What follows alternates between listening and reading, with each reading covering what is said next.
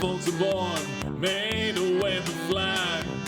Ooh, the red, white, and green. And when the band plays Kaiser hymn, ooh, they draft you for the war machine. It ain't me, it ain't me. I ain't Prince Ferdinand's son. It ain't me, it ain't me. I ain't no aristocratic one, no. All right, howdy there, folks, and we're back.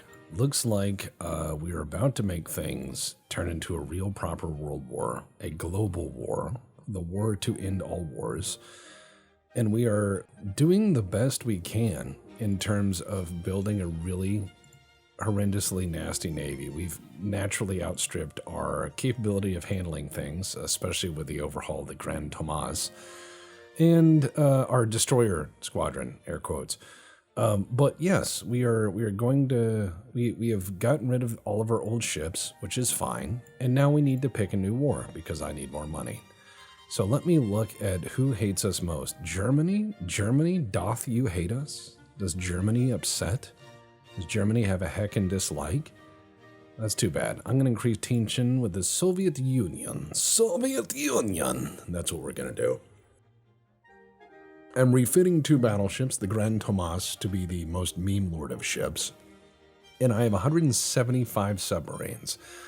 Now, most of them are around England right now because I don't trust them either. And they've continued to be belligerent towards Spain for reasons. Okay, we did bully the Soviet Union. Excellent, excellent. That is exactly what we wanted. Now, I'm going to try to avoid a multi-front war with Germany because I'd rather not. And if they want to fight me first, that'll be good. It'll be great if they don't want to fight me first. I would really appreciate if they didn't fight me first because we share a big land border, and I'm pretty sure their army would kill mine. That being said, if they do fight me, I'm going to do my best to take away all of their ports on the Baltic, and I'm just going to take them. That's what I'm going to do, is I'm going to go in there and I'm going to just snatch them up. And that is the plan from here on out, is to bully and make the enemy really regret fighting me, which should be fun. However, we've reached an era of lethality in naval warfare that is crazy. Germany wants to go to war. All right, fine. Fuck them. I'm just gonna say fuck them. That's what they get. We're gonna do this now. We're going to go have a war. Germany just decided, I was trying to be nice and that was unacceptable. I will reverse course on the Soviet Union. Oh my God, I don't think I can. I think I may be fighting a 2-front war, boys. Okay, so here's what we're gonna do. We need to fight Germany, which means I need to take everything that is in Belfast, Cattaro, oh boy. All right, here we go. Time to take Germany out of the war, boys. So we're gonna send everything we can right off Hegel and Bite and just, antagonize, and antagonize, those 3 words. We're gonna send everything we got right up to them. And then, this should be fine. Just double checking. These things are gonna roll out and we're just gonna cause as much trouble as possible for the enemy. Now, I'm going to look at what else do I have. I have a bunch of shit in Belfast, which is fine. I'm gonna take the fleet that is in Cattaro. I'm gonna send those as well over here. I'm gonna send the Belfast fleet in. And yes, I'm going to just absolutely make their life miserable. Let's double check and see who we got elsewhere. I got stuff in Bombay and Manila. I won't be touching them because that is my Pacific Response Squadron. I have no battleships that are ready, though Grand Thomas should be ready fairly soon. By that I mean less than 2 years. So it's 1945 and I'm sticking it to Germany. However, I am very certain that they are going to start an overland war and try to take Bohemia, Moravia and Eastern Poland and all those other things because that's what happens. But I got my defense budget right here. I got my big fat defense budget, which is what I need. I need it to build more. All right, let's see. Oh no, Soviet Union, they're asking for trouble. Fine, we fight them too. And they are attacking my transports already. Greece, no, I can't sell you anything. I'm busy. I'm very busy right now. Now I need to watch my politics and make sure that I don't get huge negative standings with everyone else in this same amount of time, because holy crap, I could potentially end up with a 8-way war, which would be unpleasant. Italy may move to support me. Spain may try to attack me again, which is annoying. And I'm going to try to sink some of his stuff, but it looks like he's going to sink some of mine, which is very annoying. Germany is moving destroyers through my territory like an asshole. I knew they would. So I'm going to move half my boys to defend the Med, which is what I need to do. I need to take the other half, and I need to move them over here to start putting it to the Soviets. And then I need to move all my subs. All my subs, pretty much, are going to sit off Russian ports up here as soon as I need them to. But I don't think they're very active in the Pacific Squadron, which is kind of good for me. That is actually kind of good for me. So I can now move my submarine fleet, which is diminished, I should say.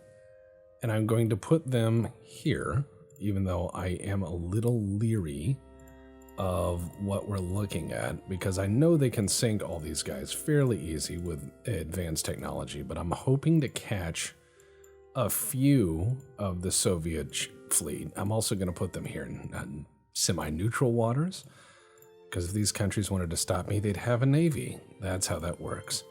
We're going to just put this here, and I'm going to make sure that the Soviet Navy gets ambushed every 8 feet, and I'm going to make sure the German Navy does not have an easy day. Now, I know that these submarines are probably going to lose to the modern destroyers, but that's fine. That's more than fine, because that's all I'm saying that Germany has, at least in force. And if I can enforce a blockade against Germany, oh my sweet baby rays, is this going to be good. Now, yeah, so far all I'm seeing is just a bunch of different stuff. However, I have accidentally brought the Habsburg out to fight, and that's fine. This is the war that will define it. It will have been built in 1897, and it will go to war in 1945. Please, oh please, may it kill something. That would please me to no end if it killed something. If it dies, I will be so sad. If it dies, so does the spirit of the nation. Oh man, the Spanish Empire had a revolution. That's crazy. Yes, let's see. Japan will join us for a sum. That is actually quite a reasonable sum considering how much money I make. And that's like 3.5 turns worth of money, so yes. We have Japan on our side. They are sinking a few of my transports, but here we go. Looks like it's their whole fucking fleet versus my whole fucking fleet. This is going to be a torpedo fight. I'm going to fight this. I am absolutely going to fight this. Another good picture of the Nelsons. And now, if you want to know, the Citadel really starts here at the front gun turret and goes all the way through and ends at about here, where the trunk space is. And it allows you to build a ship that is a lot more compact than if you put this third gun on the back of it. And again, there were a lot of concerns that this ship would not handle well because of how it, well, one, there was some concern over the height of its tower, and then there was also concern over the weight layout and everything else and how it was ruddered. And they found out that it was surprisingly good at everything it did. It was a reasonable ship for what it needed to be. And there are really good ways of getting around treaty restrictions. A lot of the treaty cruisers required naval architects to be a little bit more smart, and certainly a lot more, well, attention-oriented. So I'm going to build my giant fleet of terrible destroyers, and I'm going to send them against the German destroyer fleet. Now, if I lose all of them, I don't care. These things are cheap as fuck. But if I can destroy enough of them, that is where this will excel. And with as big as their fleet is, and as long range as my torpedoes are, yes, 70 destroyers versus 12, 6, and 4. Their destroyers are much bigger than mine. Their cruisers are very modern looking. And that heavy cruiser looks terrible. No, I'm going to blow those up. I need to. All right, I'm going to hit pause. I'm going to try to organize this a little bit. All right, 14, 13, 14, 13, 15, and then 15. So 15, 13, 13, all right, cool. Now, what I'm going to do is I'm going to put that under AI, and I'm not going to tell them to do that. And I'm going to just tell these guys to just HE aggressive. You're going to be put under AI. You're going to be doing HE and aggressive. You're going to be under AI, and you're going to be doing HE and aggressive. And you're going to be under AI, and you're going to be doing HE and aggressive. This is where I'd love to have friends that could just tag in. I think that would be really neat. So we're going to go to the southeast here, and we're going to roll as hard as we can. Oh my god, the frames. Alright, so that was a mistake. My battle line is not going to shoot torpedoes, because it's... Oh, good Christ, look at that. That is just a fucking mess. Alright, so... Everybody's acting crazy. We know where their fleet's going. I'm just going to drop some smonk, and I'm going to let my allies go ahead of me, because I just killed my speed very quickly. And I'm going to let the enemy... Oh man, they are already nailing me. They have radar. So speed it is. Good God. All right. We're going to just turn around as they try to do what they do. And they're going to focus on other targets. But yeah, big German fleet here. I see their larger ships back there, the good radar returns. We're going to do what we can. Torpedoes are already coming in on us, but they are launched every which way, and it appears that they have no idea where our fleet is. I have a good idea where their fleet is, but they have torpedoes that are just as long range as mine. And yeah, they may actually hit some of us. Okay, yeah, they're going to hit with a few, and that's fine. However, we're going to return the favor times 100, and this is going to be stupid, so here we go. I'm going to let them shoot at will, and I'm going to do my best to try to get around these massive torpedo attacks. I know I will take some of them, but not all of them, hopefully.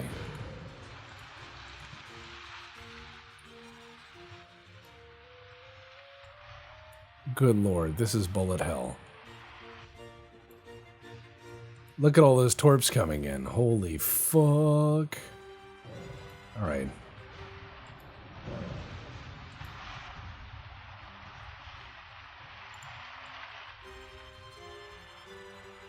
My first squadron is way out in front.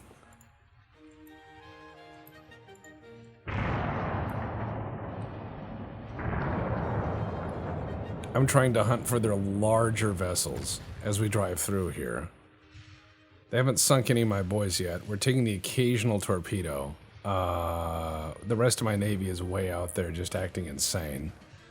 And that's fine. The torpedoes they have are not doing tremendous amounts of damage to these destroyers, which is fine.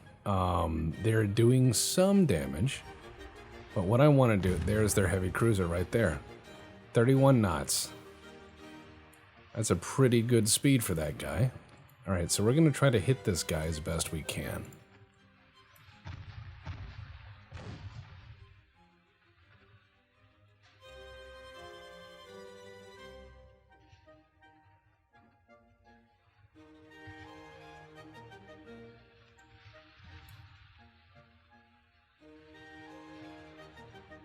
Alright, we got torps incoming. And they missed those. They're expending an ocean of torpedoes on my destroyers here. It's not working in their favor.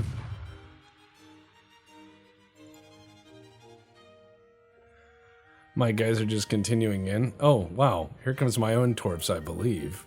Fired by some of my guys who are just going way too fast.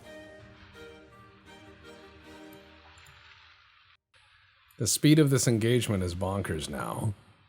All the ships can do over 30 knots. All of them are insanely overbuilt.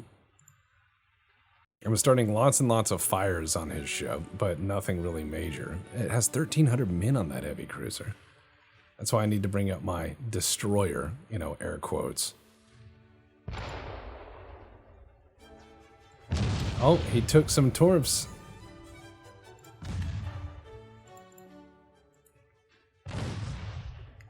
There's torps going every which way. I can't tell whose are whose. But I think he started to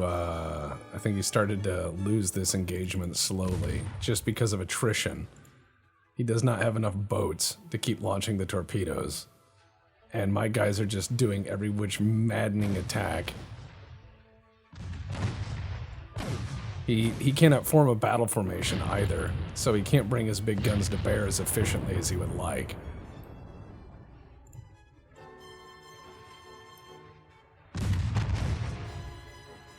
Oh yeah, he's gonna lose that. That ship's going down. And there goes mine. Here comes a guy drifting. He doesn't give a fuck. Oh, good lord.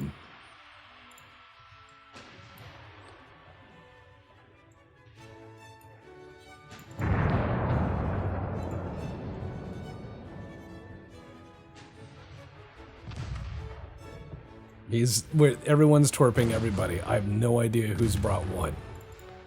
So what I'm gonna do is I'm gonna point out that there is a glitch in this game you've probably noticed. If you build large destroyer squadrons, some of them will go so fast. As you can see, some of them are registering over 100 knots. They will just freak out. And here's what's crazier is these ships are largely incapable of adding to the battle. All they will do is ram enemy ships until they die from it very quickly or glitch out and just sink. The other thing is they can't hit anything very well because they're going too fucking fast. And it is an annoying glitch. It's one of those things that they still haven't fixed, and even amusingly enough, Grey Feathers in the Black Pants Legion found out that if you have battleships attached to huge destroyer squadrons, the destroyers will take the battleships on this speed run as well. So it's bonkers. They can provide some data and some intel by chasing stuff down, but essentially they are just man-made missiles. The enemy can hit them just fine, as you can see, but they have a hard time hitting the enemy, I've noticed. So it is an annoying glitch. Some people would say it's OP to have ships going this fast, and I'm like, no, it's terrible. But yeah, it's just pretty much annoying. It makes... I don't know why this glitch is there, but it's hilarious when it applies to battleships. And inevitably, you'll end up with your ships ramming the enemy, and you don't intend for them to, and all you do is get your ships killed. And as you can see, the enemy can hit them just fine. It's not like it's making them harder to hit. It's just an annoying speed glitch. I've not found it to be OP. Some people have said, oh my god, if you're going that fast, the enemy can't hit you. Yes, they can. Yes, they can. They can hit you just fine. It also doesn't help you line up torpedo shots because by the time you traverse the torpedo launchers, they're out of range. So it's fairly crap all around. But what we're going to do is we're going to go around and try to sink all of their heavy cruisers as best we can, and then hope the rest of these things survive. Because I did build an okay, but not tremendous cargo, or sorry, not cargo. I built an okay destroyer fleet, but not a tremendous one. It's all right, but it needs a lot of work.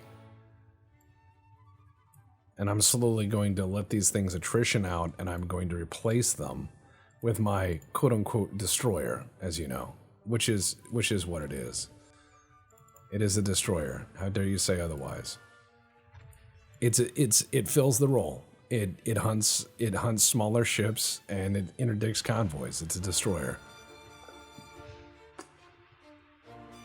Meanwhile, the bulk of the AI-controlled ships just go in a big circle and don't know what to do, which is fair.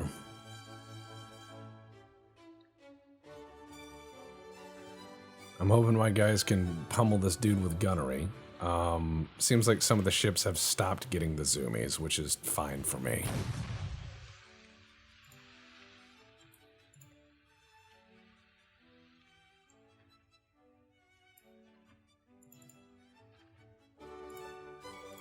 Alright.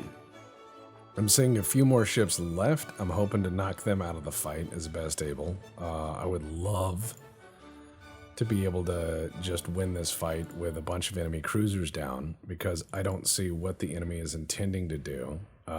My guys are just launching assloads of torpedoes at that one little destroyer which is just amazing. You can see the shells just being flung into the ocean. This guy is just, oh boy.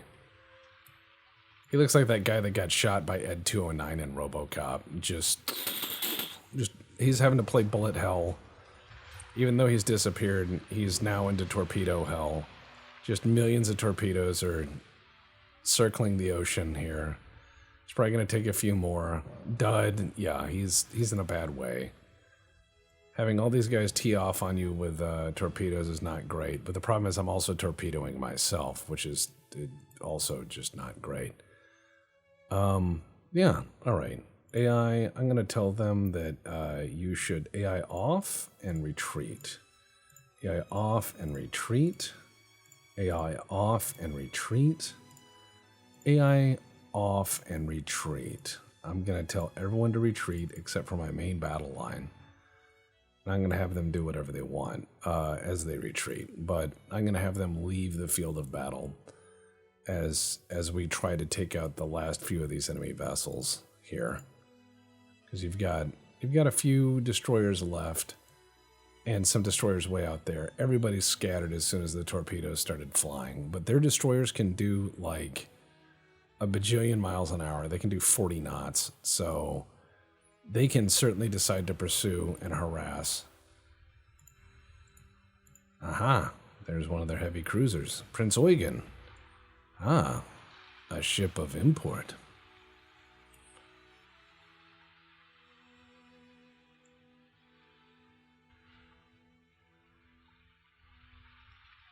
So it looks like most of my fleet will certainly break free and get out of here. I've managed to bloody them pretty effectively for day one of the war. That is kind of my main objective here, is to certainly give them the business, as it were. I'm hoping that somebody still has torpedoes in this squadron, but I know better. Seems that none of them do. So all I can do is kind of shoot back a little bit. So let's just tell these guys to retreat. And we will all lay smog as we try to leave the enemy's range.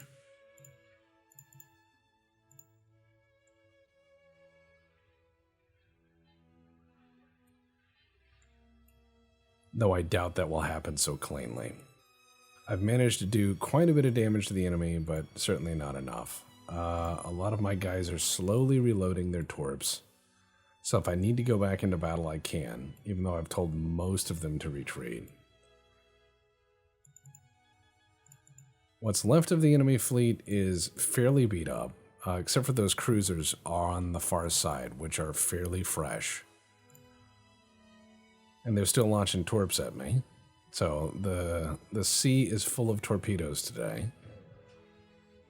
And everyone's just shooting at each other as quickly as possible, which is reasonable.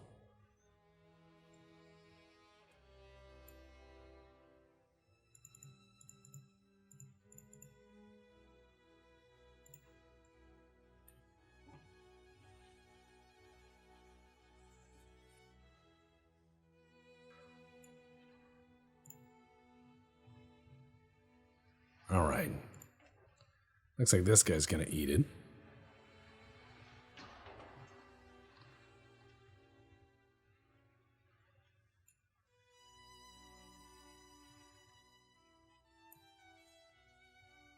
And we have guys running around over here, doing their last stand. They're probably gonna all die, but that's fine.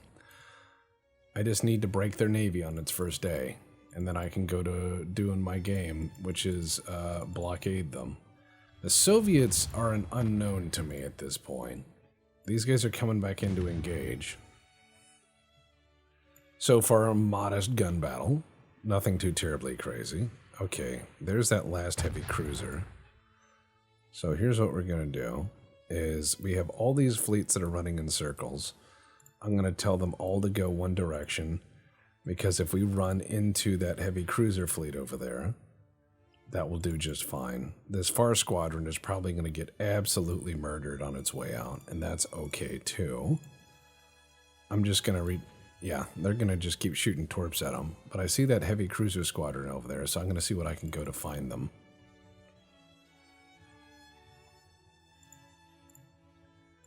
Let's lay some smoke down and see if the enemy breaks contact. But I doubt it. I highly doubt it.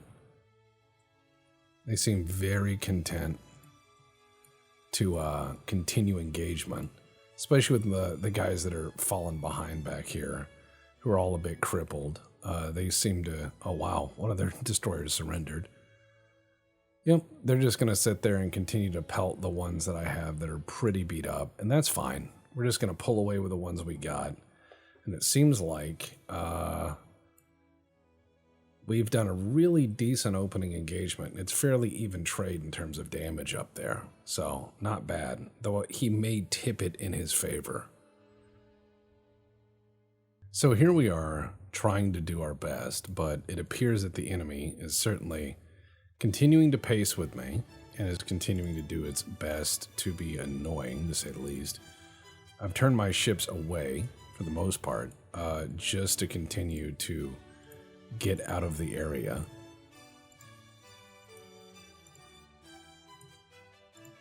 And do our best. We're just going to leave. We're going to take our lumps as we must.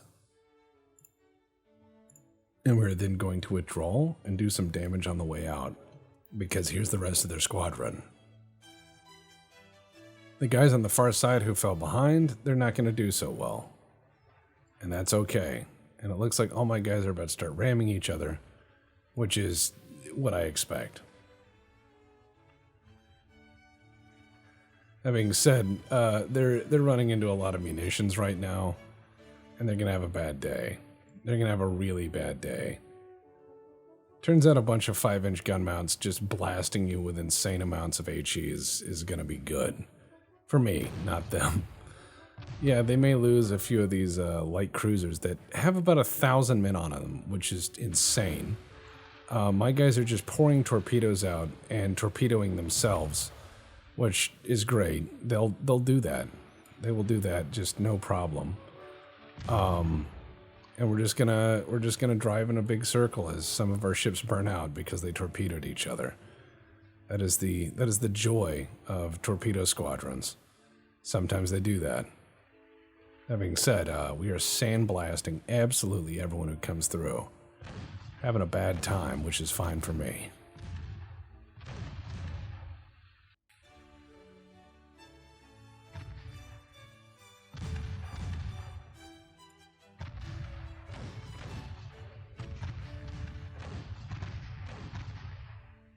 Oh man, that guy's gotten shot to hell. Now his destroyers are actually quite big. They have a crew of 254. That cruiser is also huge. It has a very large crew. It has a light cruiser and has a crew of almost 1,000 people.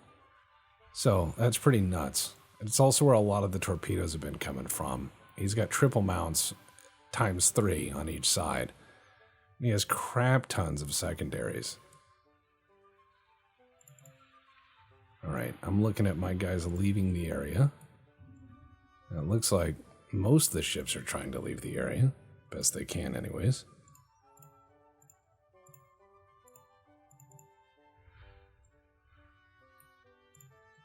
He's had a lot of ships sink from random torpedo hits, which is great. And yeah, we're just going to pull out of here. Oh, another torpedo hit in the dark. My guys are torping each other because the guys on the inside of the squadron are timing it and thinking they can shoot between, which is normal. They hit him again with a torpedo, which is hilarious. Good job, destroyer squadron. Aggressively shoot at everything that moves.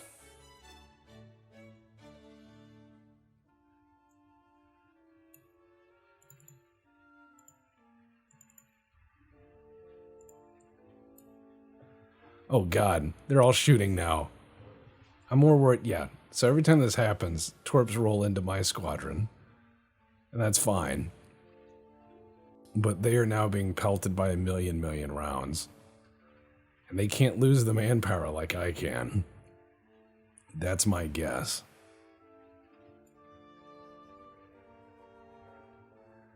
Oh, good lord. Look at that. He's just taking a million pelting rounds. He's like, he is on fire stem to stern.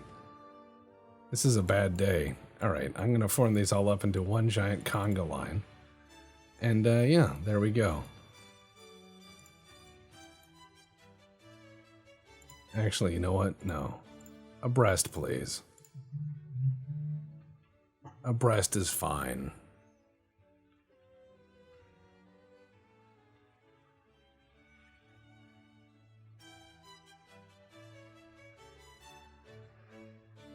I think the enemy is very confused as to what's going on. And that's fine. I'm going to try to bring these guys into a tight formation, as crazy as that sounds. And they're finding that this formation is bonkers, because they will torpedo themselves, of course.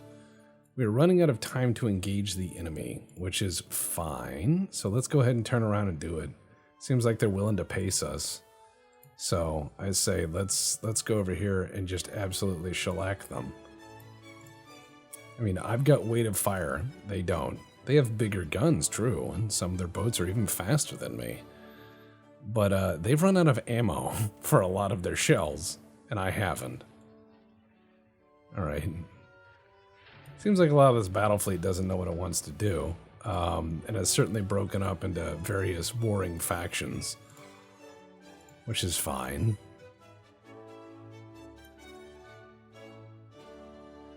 Oh God, that poor man.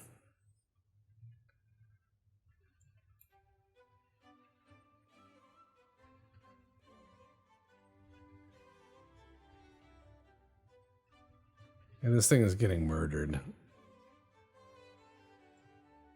So this is a mauling day for their navy, say the least. I intend to get some hits on the Prince Eugen. I want to sink it, because he's been bullying my little boats, and I want to make sure that we bully him to the grave. Here we go. Bully, bully, bully.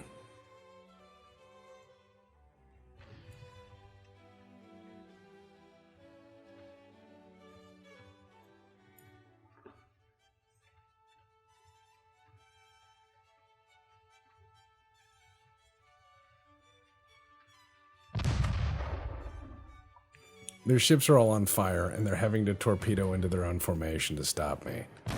So I'm going to turn around their torpedoes, and then hope they continue on to... Nope, he's having to turn too. Now he has to turn into my giant formation.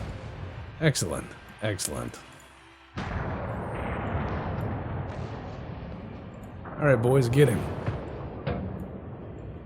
He's in the crosshairs.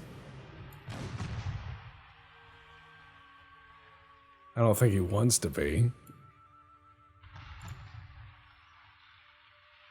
Man, their torpedo... Oh, God, their light cruisers are fast. They're almost 40 knots of speed. However, they're shooting torps at already sinking ships, which is remarkably stupid. His heavy cruisers are not much bigger than his light cruisers, which is something to note. Also, I have 69 ships. Nice.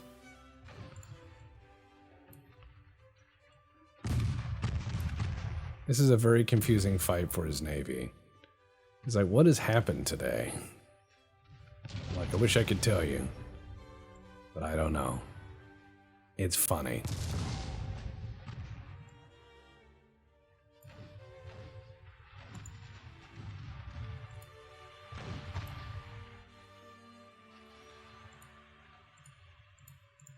He's having a lot of fire.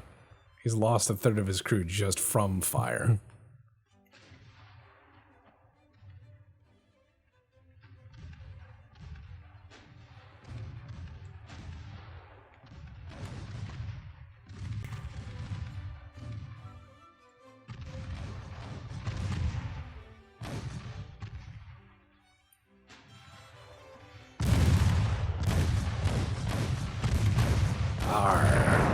This is a close-range fight.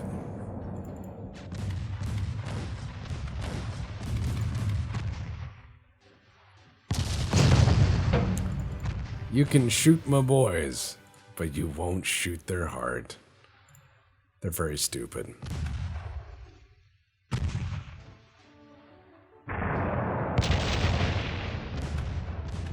Now, I'm willing to lose my whole destroyer fleet just to prove a point, which is they are disposable.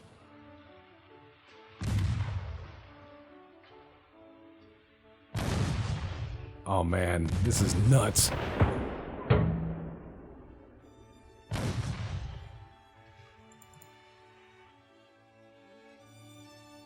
Okay, looks like my guys are having some problems. Said, hey, could we accelerate? And they're like, no. They've just all decided to park over here now. They've had enough. Too much war for them today. Like, gentlemen, this is treason. And they're like, uh-huh. I'm like, please go to war. And they're like, I don't wanna. Like, we could take them. We have more than enough torpedoes left. They're like, no, we are very tired. They're tired. I mean, his ship there is just basically a cigarette butt at this point. It is burned down. I can't seem to get my guys to do anything. So what I will do instead is I will hand it over to the AI and see what happens. The AI got them moving. Well, maybe. The AI is trying. It's trying very hard.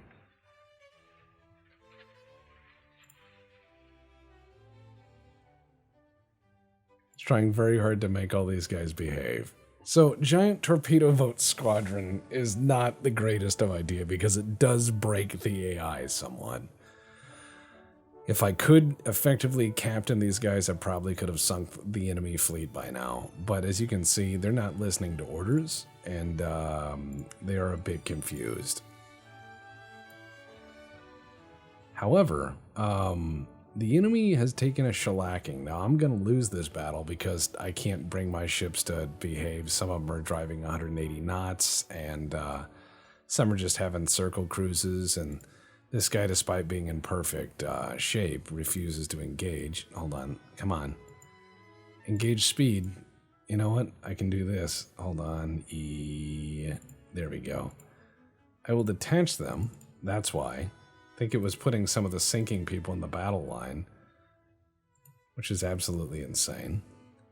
Alright, so now I'm on one of the ships that's going way too fast for no reason, which is next to the other ships that have all damaged rudders. All of them at the same time have damaged rudders. Absolutely insane. I'm probably pretty sure how that happened was they had they had themselves a really bad case of driving too fucking fast. That's my guess. Okay, now we're back to crazy high-speed fleet shenanigans. Except this one has just decided to slow down. And stop. He has decided to stop the boat. Sir, please. You have a perfectly serviceable ship. I'm begging you. There we go. All right. Those 11 are sinking.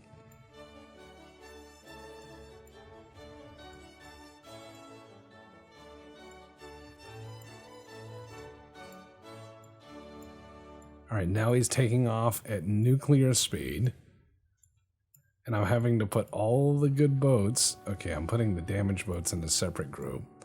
I'm trying to put all the good boats into one pile here very quickly as the navies try to figure out what's going on. All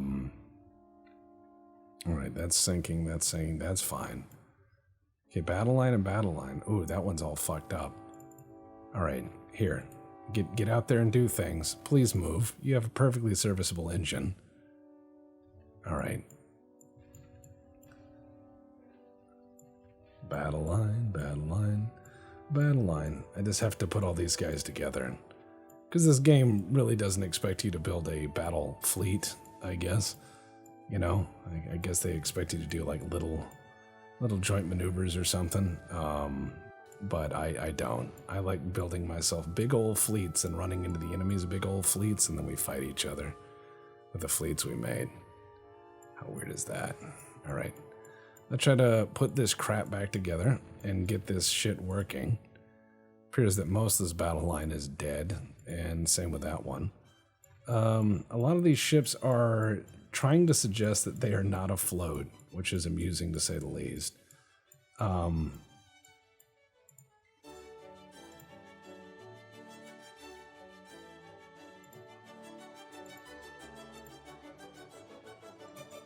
Seems like I have some means of control of some of them. However, this ship needs to be detached because it's not. I've lost the ability to actually move ships. This one sank some time ago, and the game is insisting that it is the fleet commander. I'm like, no, you need to be out of this division, please. I'm asking you, please, to leave it. You're fired. He's like, no. Well, suppose now with no control of my navy, I just kind of hang out here now. Good old Ultimate Admiral. This is a bad glitch, but I'm just showing you what kind of happens when you build giant navies. This shit just does happen. Boats will stop moving and everything else. So this is kind of the casualty of playing the game all the way to the end, when you can start bringing lots and lots of numbers of stuff and build giant composite fleets of things. That being said, I'm not at all disappointed with my fleet showing, but I'm going to leave the battle because at this point I've lost all control. So, outcome undecided. He lost a lot more men than I did, but I lost a lot more ships than he did. I don't know how they're going to calculate that. We'll see what happens.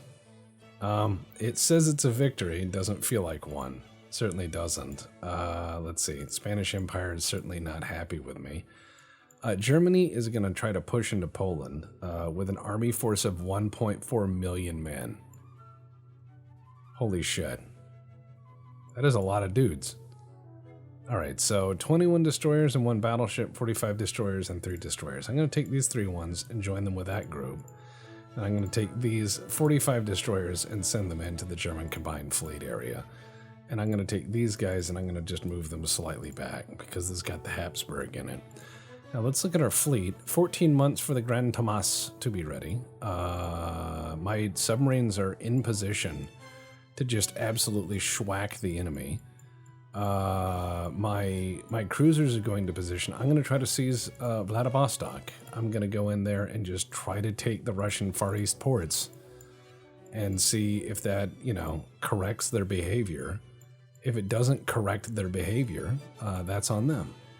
So my fleet will arrive in 3 turns, and I am now putting enough submarines in the way to more or less allow their guys to do whatever they want. Looks like my submarines can't do jack or shit, which is unfortunate. So, they're running ships through the Mediterranean quite easily on me. I just have to hope my destroyer squadron is sufficient to the task. By that I mean the new one, not the ones that just lost their mind.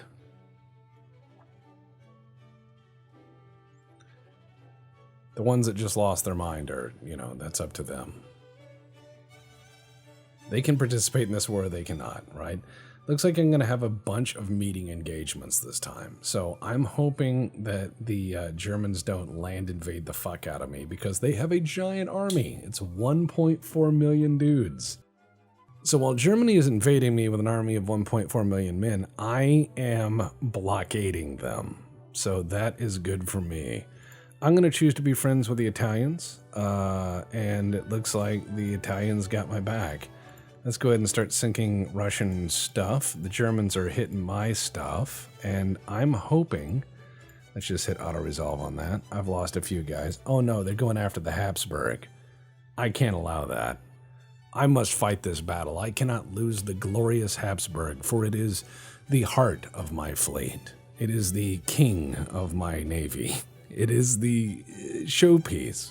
If I lose the Habsburg, I don't know what I'll do. I'll be very sad. But I'm hoping that I can blockade the German fleet long enough for them to have an economic contraction and then, lose. However, their land army is huge, and they're doing exactly as I thought they would do. An army of over 1 million men is pouring into my territory. All right, Habsburg. Let's do it. Let's do it. You are bobbing along vibing, doing your best. All right, destroyers. I'm going to send you out in 3 squadrons. You're going to go under AI, and you can do whatever you want, and you can be aggressive as shit. You are going to go out under AI. You're going to be aggressive as shit and just lob HE. And you, the last squadron, is going to stick with the Habsburg until we make contact with the enemy. The Habsburg is just steaming along with its gas turbines and radar and everything else in defiance of good reason. And we are just cruising with our triple 9-inch guns, which, God, let's see. Yeah, 23-kilometer range. If I had these things when the game started, oh my sweet Jesus, it would be over by now. Actually, probably not. I wouldn't be able to invade anybody. The ship's too light.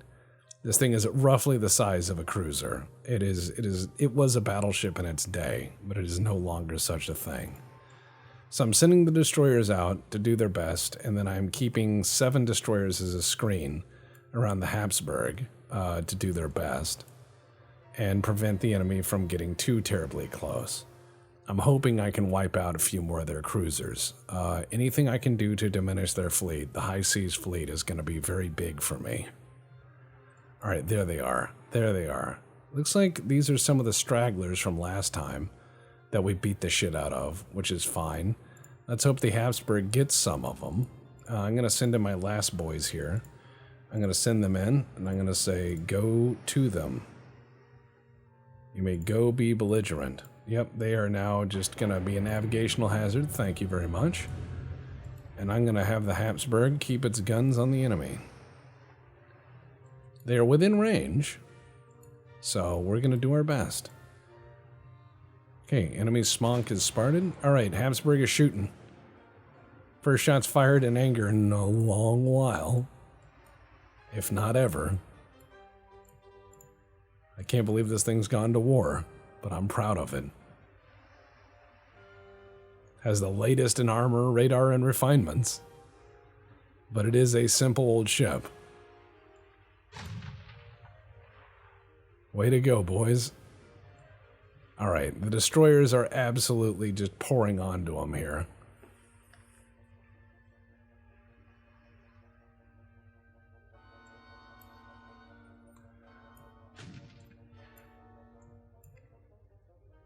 Habsburg is getting intermittent contact with the enemy via radar and then just putting a shot at him and then running.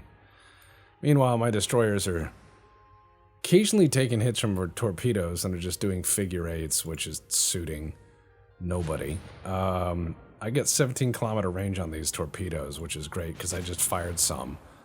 If the Habsburg lands torpedo hits, this is going to be majestic. Okay, there's their whole squadron. Habsburg is engaged. Oh, this isn't good. Leave my boy alone. What did he ever do to you? All right, he launched torpedoes.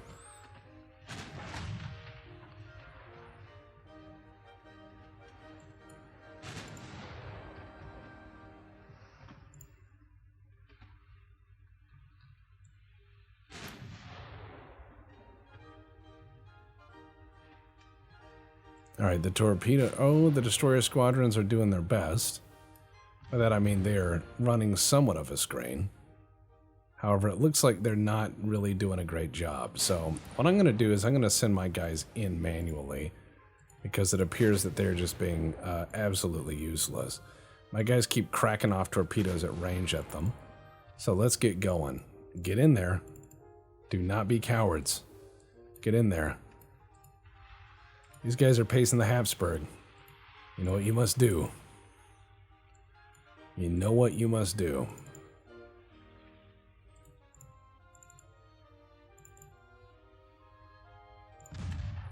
All right.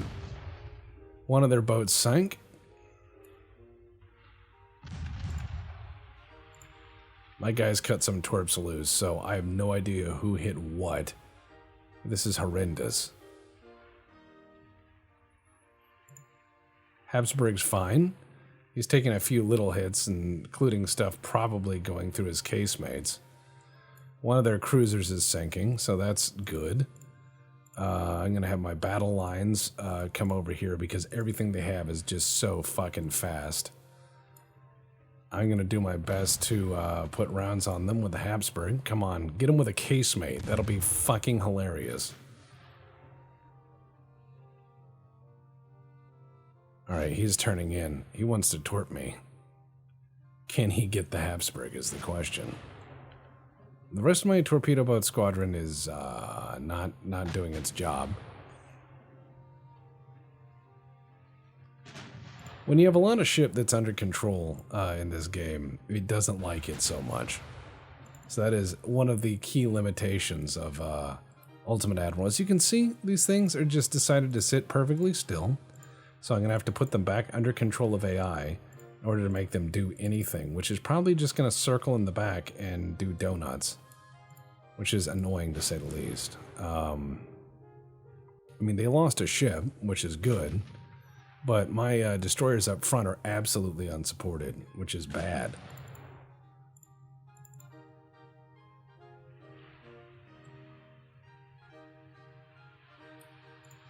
Yeah, we're going to have ourselves a proper fight here. So, just continuing on with the Habsburg like nothing's wrong. Just going to keep shelling them. Their vessel there is mostly structural damage. It's just rust held together with a dream. And I'm actually getting pretty close with shelling. The problem is even though it is so damaged, it has perfectly fresh engines somehow. So he's just turning perfect donuts. I'm going to tell my guys to shoot as aggressively as possible. Because my objective is going to try to sink one of these things. One more at least.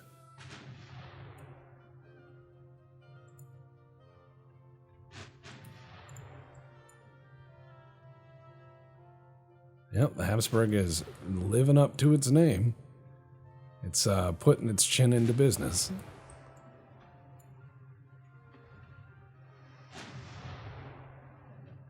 Problem is the enemy fleet is so maneuverable that they can just cruise around at 40 knots and more or less just antagonize the shit out of my boys.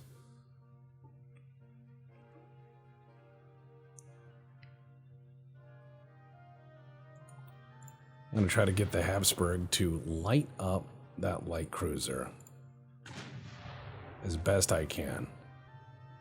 Because right now their fleet is broken up and is not fighting me, really. He's picking at my boys, but he's not doing a hell of a lot of damage. I'm not sure what is with the state of this enemy fleet, but it is a tricky one and certainly feels a lot different. Certainly feels a lot different than fighting the Royal Navy, as I did earlier.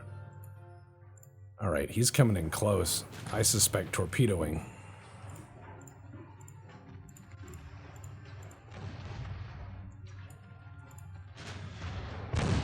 I'm telling my guys to just start shooting back with everything we got.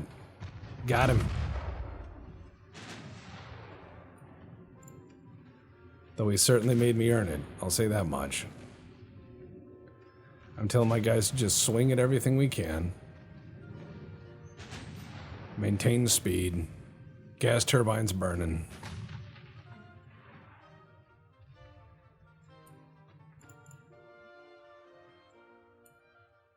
Alright, my guys here are all pretty beat up.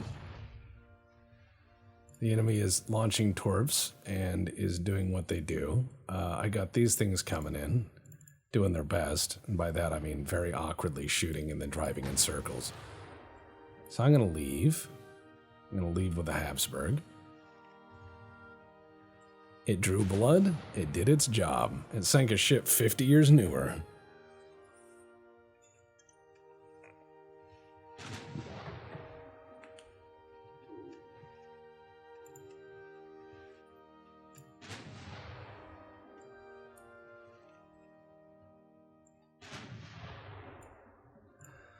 Alright, I'm going to tell them to retreat. Because it looks like the enemy is absolutely content to do whatever. That squadron is probably lost already. I don't care. Just going to tell them to turn the other way. And we're going to leave with what we got. Habsburg's leaving and is going to shell people as it goes. This last squadron is just going to drive in circles very slowly near the enemy, which seems to be just kind of a thing it does. 5-inch guns have almost no chance to hit for some reason, which is strange. Like 0% chance to hit at that range, which is remarkable. Very odd. Now it says 15, but I was like, let's look at this. A lot of instability because of damage, but I understand. What's strange is the damage instability really didn't stop the enemy cruisers that had 1% health from actually hitting me, which is a bit annoying. So I'm not sure what sort of buffs that they get, but that could also be a glitch and not reflective of its actual hull state. So we're just going to leave as best we can with our AI fleet, and I'm just going to tell my boys, hey, you can leave at full speed as you can make, as the enemy is trying to pursue.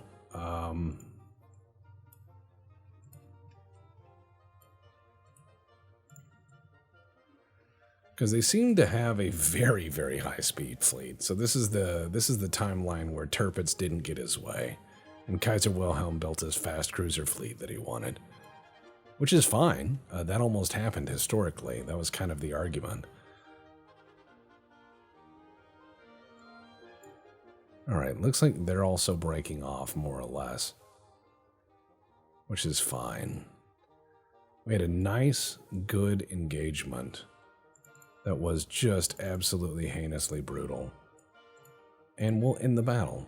All right, so the high-speed engagement, they lost, a light cruiser. Another one was, it already had really low health. I can't say I did that damage.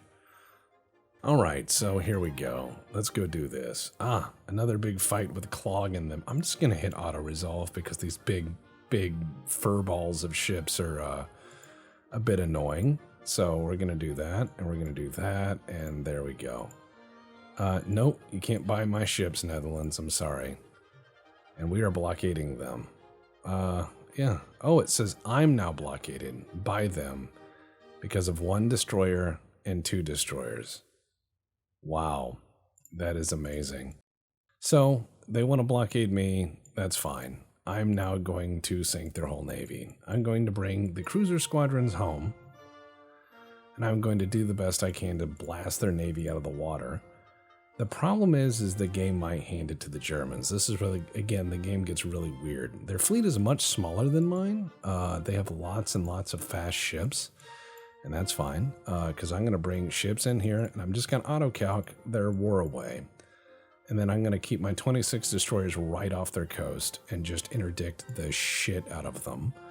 And then I'm going to move all of my submarines right into their littoral waters here, and just do the worst damage that I can to their transport fleet, because they've fucked up my economy now, and that is not acceptable to me. That is not cool. So then I'm going to send the other fleet here. There we go. And I'm hoping to hit the Russians as they try to pour out of the Baltics.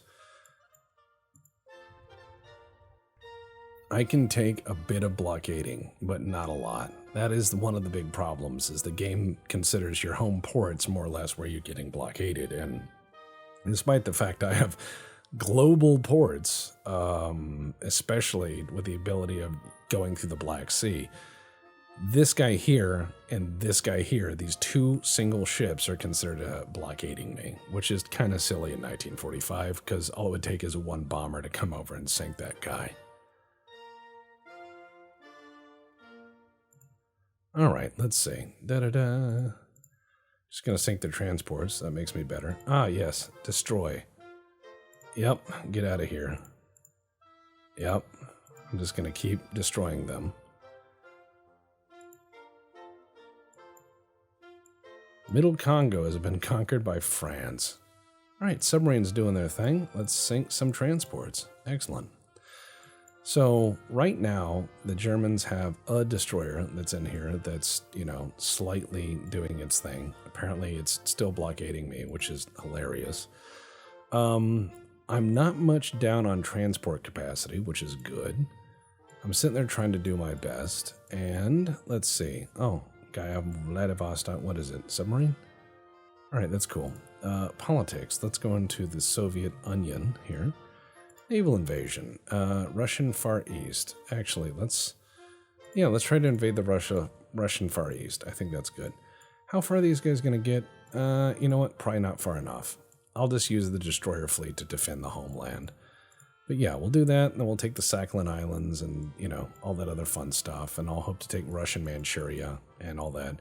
Looks like the Austrian army is trying to take, yeah, not bad. Not bad at all. We're going to push into Armenia, and it looks like the other part of the Austrian army, which has France and the Italian army and Japan at its back, is going to try to push into central Russia. Germany is sadly making inroads to Poland. France is making major inroads into southern Germany. So this is an interesting game of everyone invading everyone. I'm hoping that I can continue to grind these guys down. That is going to be my main and total objective here. I cannot believe that it's saying that I'm being blockaded by them, but see, power projection 0v0. Now it went away because it was literally just a handful of boats, which technically counts as a blockade. The Austro-Hungarian Empire was blockaded in World War I by the Otranto Barrage, as it was called, and it was just a handful of fishing boats. However, they were more or less just a screen to call in the actual navy as soon as they spotted stuff, so it just kept the Austro-Hungarian Navy as a fleet in being, just sitting there waiting, which is kind of weird because they could have bullied through it if they wanted to, but they also didn't have the capability of seeing it through because their navy really didn't have the experience. And they were worried that they would lose ships. And in one of their outings, they did. They lost the St. Istvan, which, again, was a terrifying naval loss. So you can really, it is quite accurate, I should say, that you can bottle someone up with minimal effort. But at this point, when I have 241 ships operating globally, and I have all these global ports, and this is this vastly bigger empire, I don't think that would be accurate. Spain might want to fight against me. That's neat. I just sank a Soviet guy. I'm sinking German submarines. I'm just going to destroy all their shit. Get out. Go home. You're done.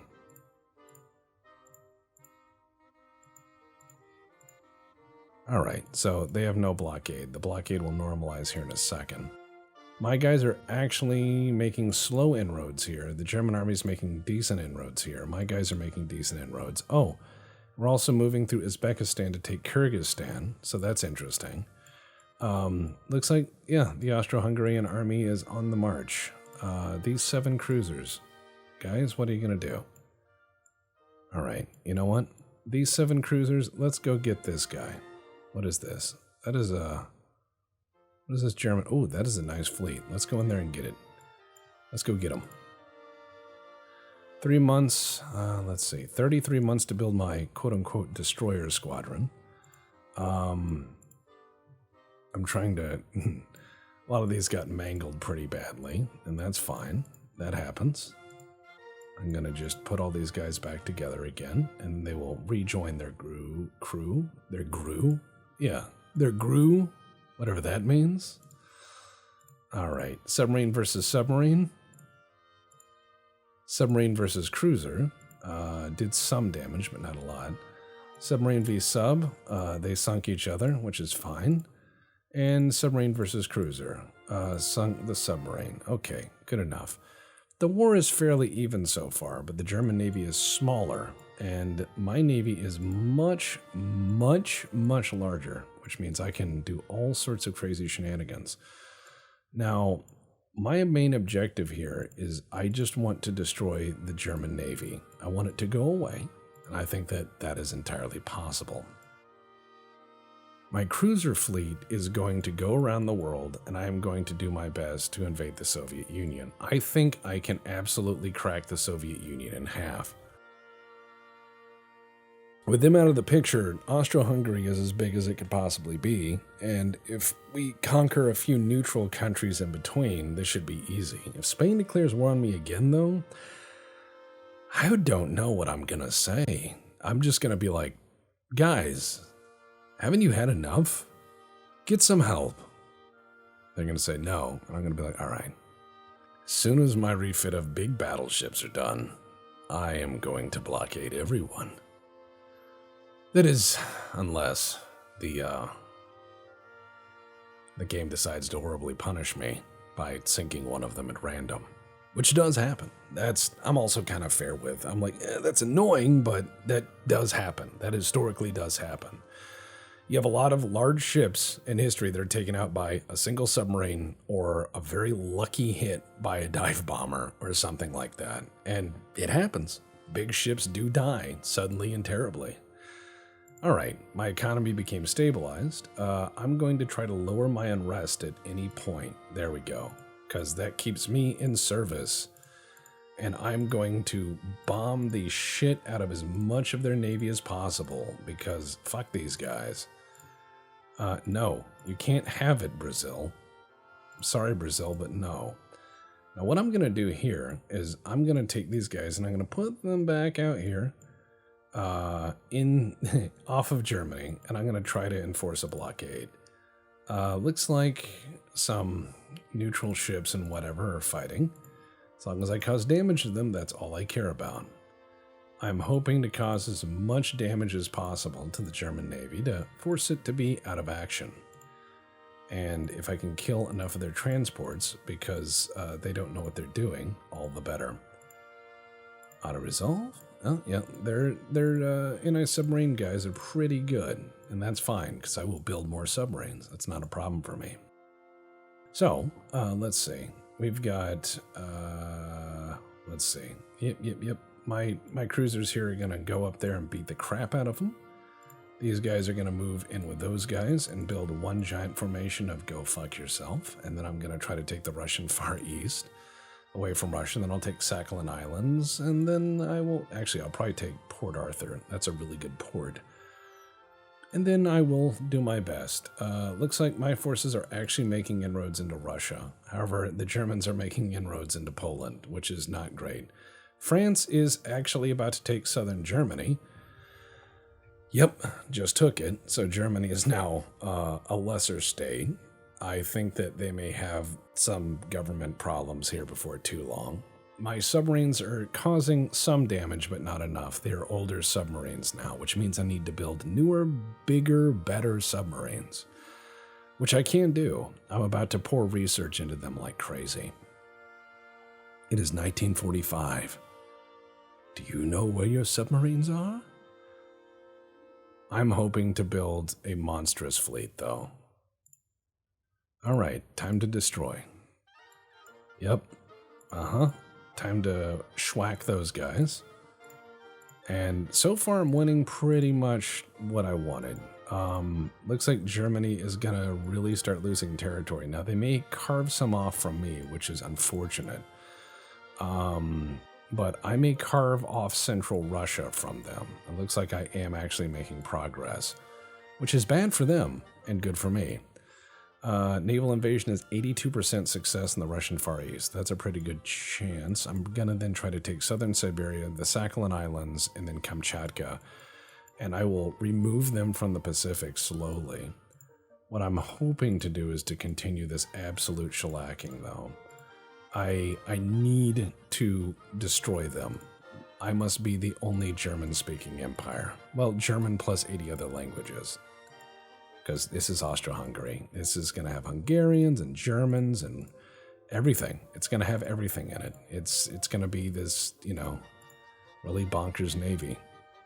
Now, how many submarines do I have in reserve? Let's see. I have a bunch in Cartagena. I have a bunch in Manila, Matsuyama. All right, I have those guys in reserve if I need them.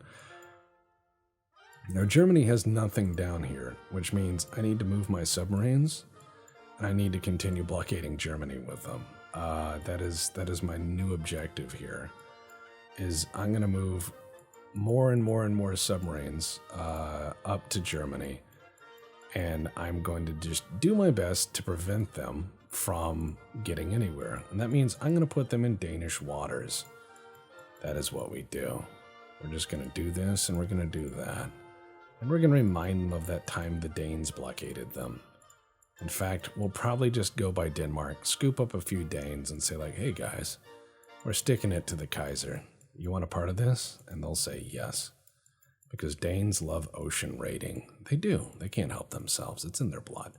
So you just say, hey, we're going to do some raiding. You down for some raiding? And they're going to go, yes. They're probably going to talk like those Mountain Blade bad guys. Less talking, more raiding. And I'll be like, yes. Yes, indeed. So what we're going to do is we are going to just pile up submarines out here. They're just going to keep arriving. And the enemy is going to be like, why? I'm going to be like, because I have them. And you don't. Which is great. These 30 destroyers, I'm going to move these guys to here. A little further out. And I'm going to have the other fleet join them. I'm going to move my submarines in. And I'm going to do the best I can. It's going to be great.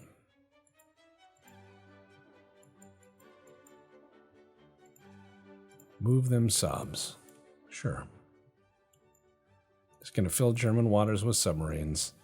And they're going to go, why? And I'm going to go, because I can. And they're really going to hate this. These are pretty decent U-boats that I've got. And as well, these should prevent the Russian fleet from getting out of their northern ports, which is ideal. So submarines now going to blockade the Germans as the Germans try to invade the Poland. And they're actually doing pretty well. They've lost 94,000 guys. I have a bunch of guys defending, but they have a 1,000,000-man army, and that is just not working in my favor. They have 2 destroyers down here in the Med that are just, I don't know, that's kind of weird. So I'm going to move my guys here to try to hunt those down, the Daka class. And I'm going to try to take Kyrgyzstan, because that'll be neat. I'll take Armenia, and we are actually making inroads into central Russia, but very slowly, because it's a giant landmass, and trying to get in there efficiently is going to be hard. However, if I can take the Russian Far East and the Sakhalin Islands, that's oil. And oil is money. Also, once my battleships are done, I should be able to blockade them, and I should just grind them down into nothing. Okay, let's see. Look, a war with Spain is not a good idea, so I'm going to give them $7 billion. I know that sounds absolutely insane, but that's okay. That's actually okay, because I want to see Spain become resurgent. I actually do, because they're pushing the British back, and that makes me happy. So let's go to Spain and be their friends. We just bought them off from war. Now that they have an injection of funds, they should be able to build some more ships. And even though they have limited ports, I think this will be hilarious. They will actually be able to hurt them. So let's see. Convoy? Yeah. All right. Let's see. Just damaging their ships. Yep. Sinking their transports. And more submarines are just flooding into the region every day. Looks like my guys are trying to do a land invasion, counter to their land invasion. France is trying to do a land invasion, so Germany may cease to exist as a state by 1950 at this point. They're being very ambitious, and I'm certain that they feel that this is absolutely necessary, which is insane to me. It really is insane to me. I don't know why they do that. And now it's saying I'm blockaded again by the Germans. I'm wondering what caused that. I'll look in here, and it'll probably be, one boat right there. That's what it is. Clash of fleets. All right. Sunk. And I've just unlocked better submarines. Spain isn't interested in being my friend. Well, that's not nice. Still, I have an 83% chance of doing that. And here's my fleet. And I'm going to move this fleet into here where they have... they brought up 5 heavy cruisers. That is where they have done their business. They brought up 5 heavy cruisers, and they're going to bring up those 5 heavy cruisers to cause me damage. All right, got it. Understood. However, they are starting to grind in here, and they are starting to get into eastern Poland. However, my guys are pushing into eastern Germany, which I doubt they'll do efficiently. I have a lot of submarine actions going on. My guys are actually making headway into central Russia. My guys are making good headway into Armenia and good headway into Kyrgyzstan. So next round, this should be actually pretty effective. I just have to break that blockade again, which is an annoying little side blockade that they've managed to pull off. And that's fine. They'll do that. In 7 months, the Grand Tomas will be ready. At that point, oh yes. All right, they are sinking my submarines, but they have to sally out to actually do it. And I did some heavy damage in that one, even though he sank most of them. Damages, no sunk submarines, that's not a problem to me. All right, let's see, more transports sunk, excellent. Naval invasion, let's do it. Let's do this naval invasion. If we can take the Russian Far East, I will take Sakhalin Island, I will take Kamchatka, I will take Siberia, I'll go back and take Manchuria. I will do my best to grind them under the Habsburg heel. Ideally, I want a Habsburg that is from the Mediterranean all the way to Manchuria. I think that would be a really cool, expansive place. But we're going to see if we can do it by 1950. That is the timeline I've given myself. All right, let's see. Oh, France has a problem. Soviet Union is warning their head admiral for reasons. There goes another one of their ships. Excellent. Here we are. A proper fight. The Daka versus that German fleet. This is going to be vengeance. 7 heavy cruisers versus their turbo-fast cruiser fleet. Well, that's fine. Mine aren't. Mine are the old gunboat cruisers that love to wobble, I guess. Oh, now they stabilized out. They put on their anti-skip. There's Daka, the fleet leader. All right, we've got him. We've got him in range. Let's see. Reload time is enough where I can get 3 volleys a minute with these auto-loaders. Not great, not terrible, but I have so many guns that this should be enjoyable, to say the least. Let's do this.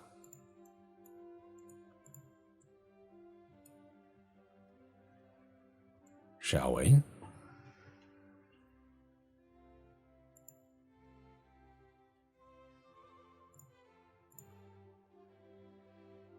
"18 kilometers is the range."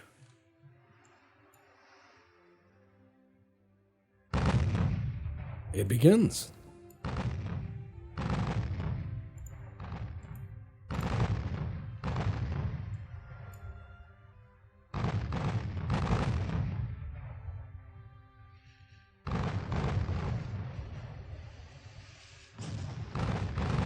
Oh dear, looks like my gunnery is very accurate. Alright, let's just turn.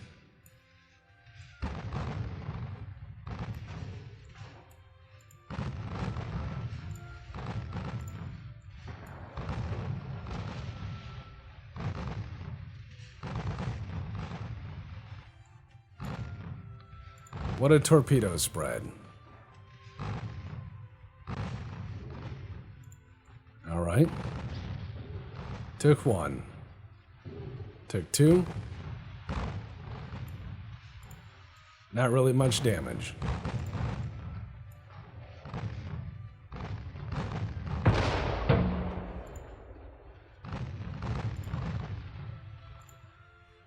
They have torpedoed each other. Okay, guys leaving formation? Because of damage? Massive torpedo swarms.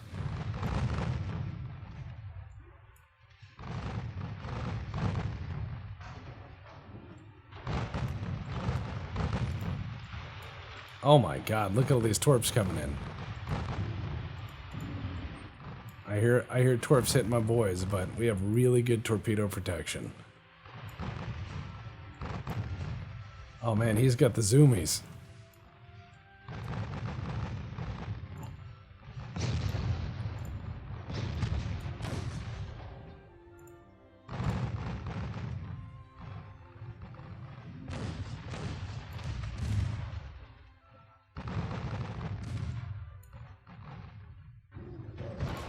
Taking massive torpedo hits here.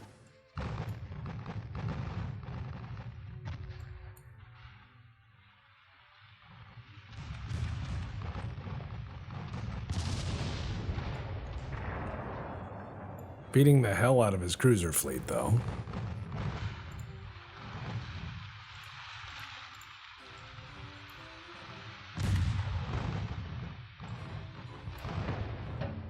I mean, they've launched every torpedo they got. They may get one on mine.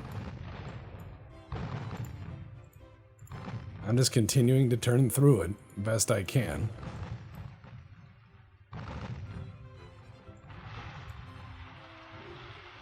this is bad for them. It's equally bad for me. I'm taking my lumps on this one. Nobody's getting through this without getting hit a few times. I'm just attritioning it. Yeah, the Leopard is going down. That ship took too many.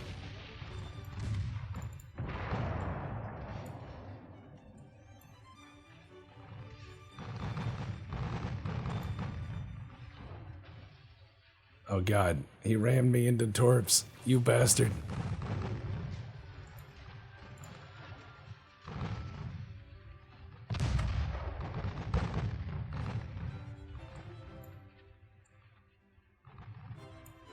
Alright, my guys now have the problem of trying to figure out who's in charge.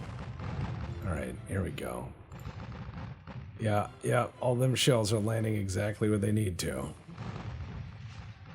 Oh boy. What maneuvering, huh?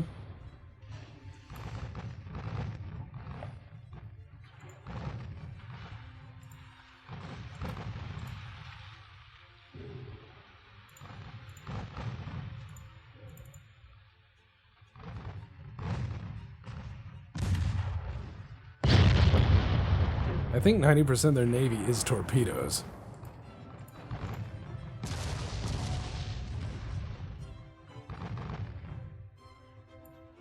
Oh my god, look at this. It's just endless. I mean, they're sinking their own guys, even.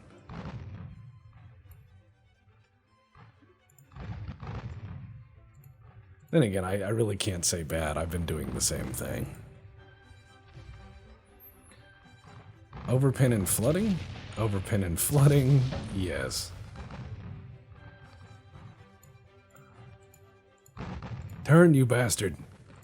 Oh, it's a dud, thank fuck. Okay, keep going.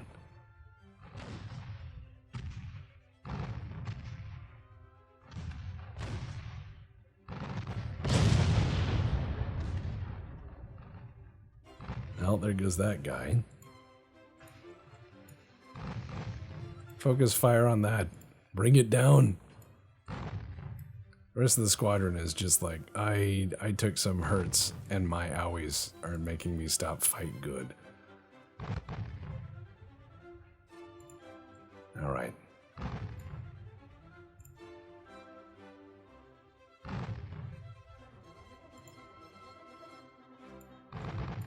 Alright, fine. I'll slowly turn away as well. He's had enough. He's like, please don't hurt me anymore. Is he gonna turn? Oh no, come on back toward me. That would be hilarious. Oh god. You see that? He had a moment of indecision. Look at this. Very fast German battlecruisers. He's coming back. He has the torpedo madness. He can't help himself.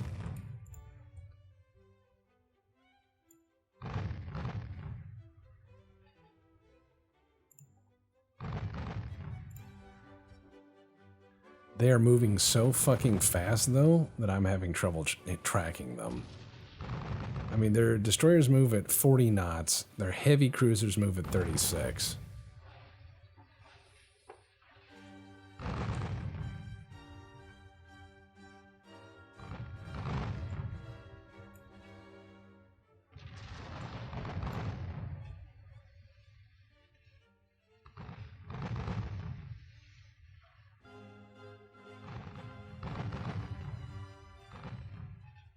Yeah, it seems like the idea of formation is just kind of lost on my boys.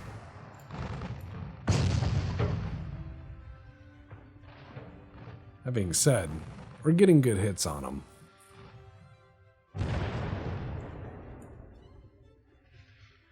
Even if my guys are just driving like it's a drunken speedboat rally.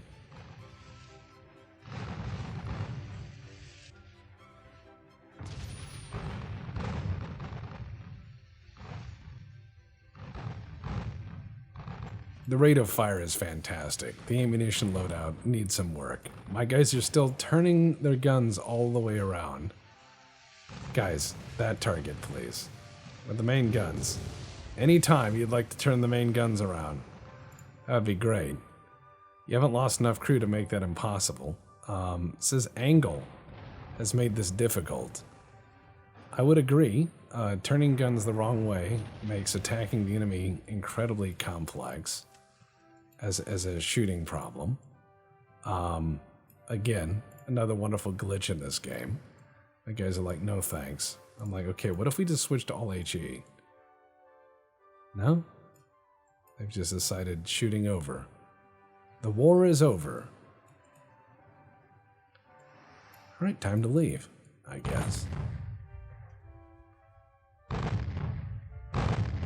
Now they're fine to engage for some reason. And now the enemy is as well. They had stopped shooting too, so... I mean, I can't complain. It worked both ways.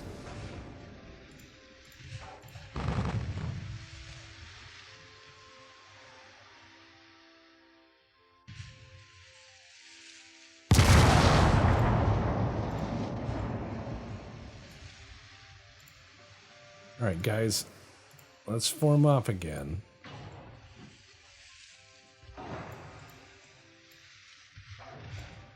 We're going to slow down. And I'm going to hope that we can learn to shoot back at the enemy today. There we go.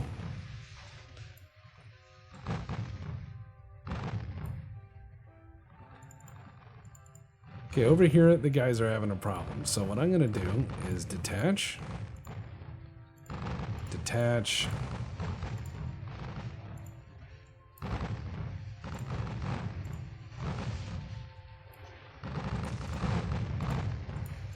There we go. That ought to sort it out.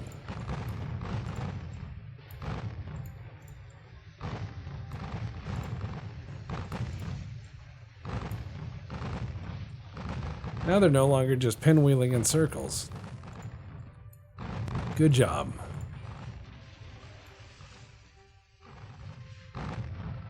Good job, boys.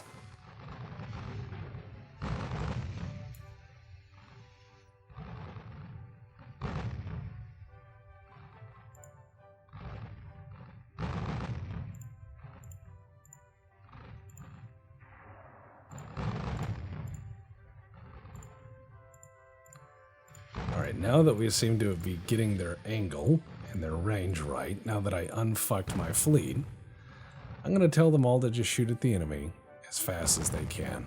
And we'll see what happens. We're getting really good hits, even though the guys are going really fast. I mean, look at them. They're just drifting in circles.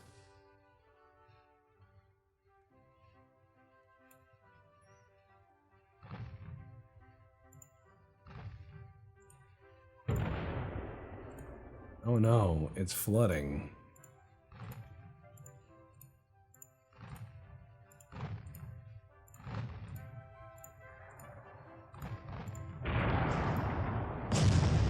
Yes, good hits.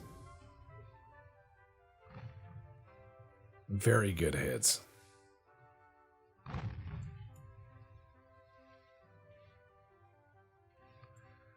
I'm just hoping to do as much damage to this navy as possible. Because how dare they blockade me? Unacceptable. Very unacceptable. Haven't seen their battleships yet. Be interested to see what they came up with.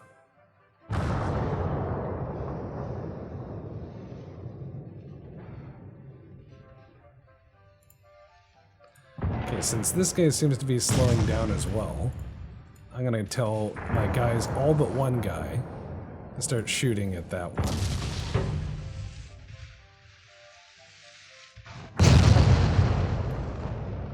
If they want to keep formation, I will punish them for that. Oh, yes.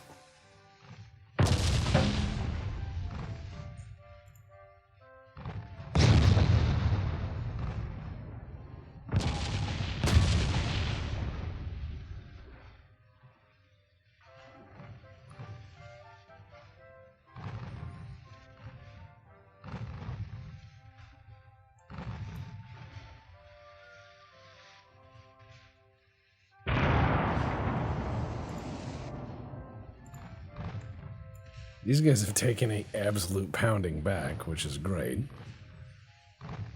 Looks like I'm either getting partial pin or over pin. Handful of ricochets. 8-inch gun is more than enough.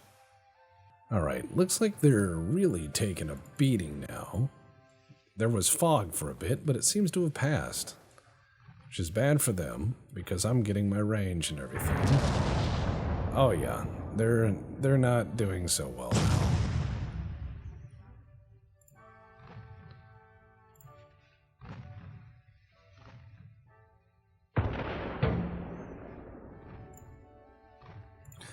You know what? I'm going to tell everyone to switch just HE. Let's clobber them with HE. I want to see some fires. It'll make me happy.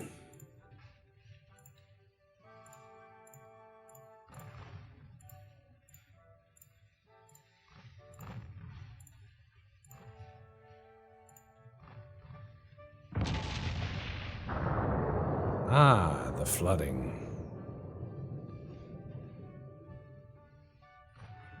This is what you get for trying to blockade me, you asshole.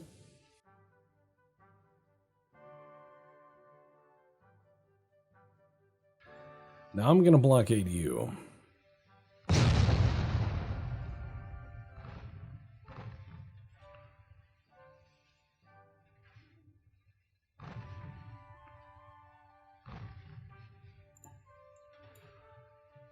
They're probably like, no, that's not what I wanted. I'm like, too bad.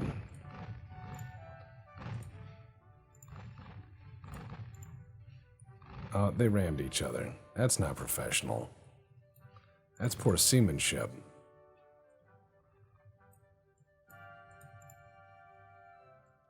I mean, they're getting some shots back, but mostly they're bouncing. Most of their damage was done with torpedoes, and those are almost all gone.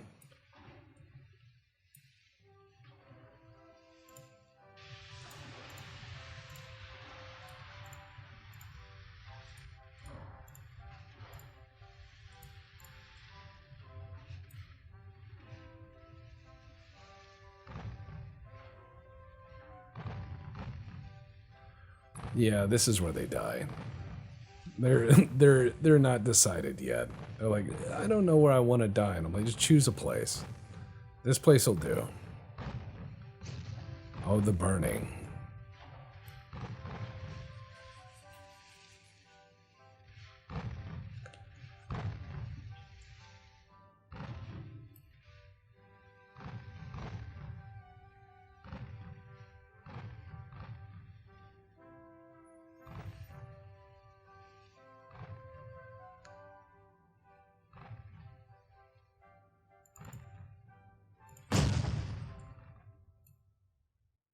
Oh, we are going to burn them to the ground.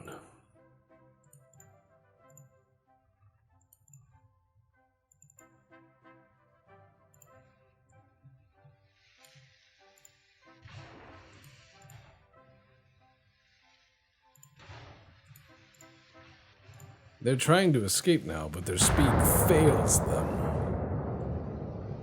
They're out of tricks, and I'm not out of shells.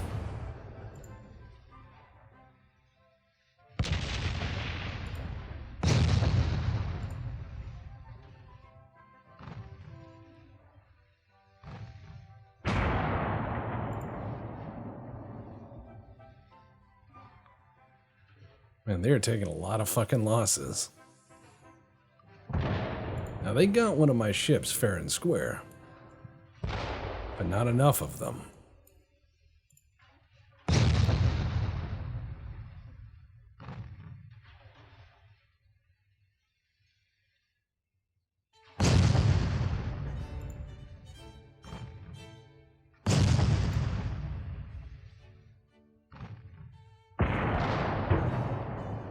It's time for you to sink, buddy.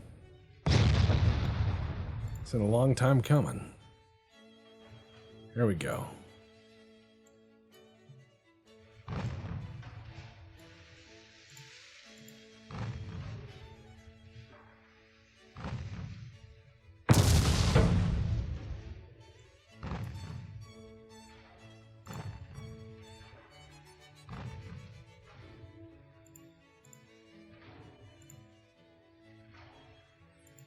Look at him burn. Remember when you were so brave just moments ago? Not so long. Oh man, look at that maneuvering, trying to avoid shells and stuff.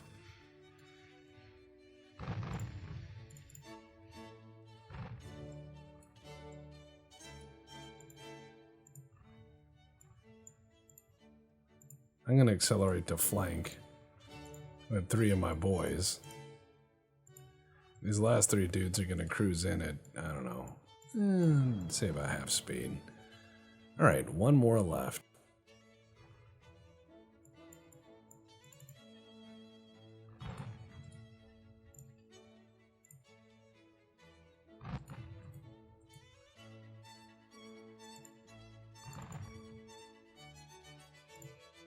The boys are steaming in. I hope they're ready.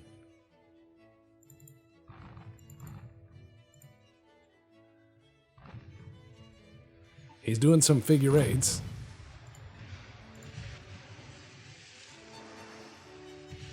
He's really throwing it around.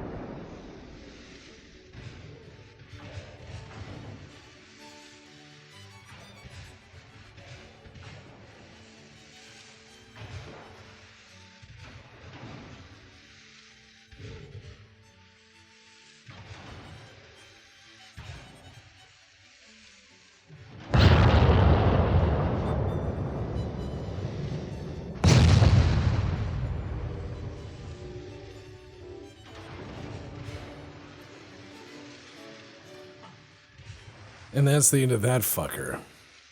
Do not blockade the Austro-Hungarian Empire. Hope you learned your lesson.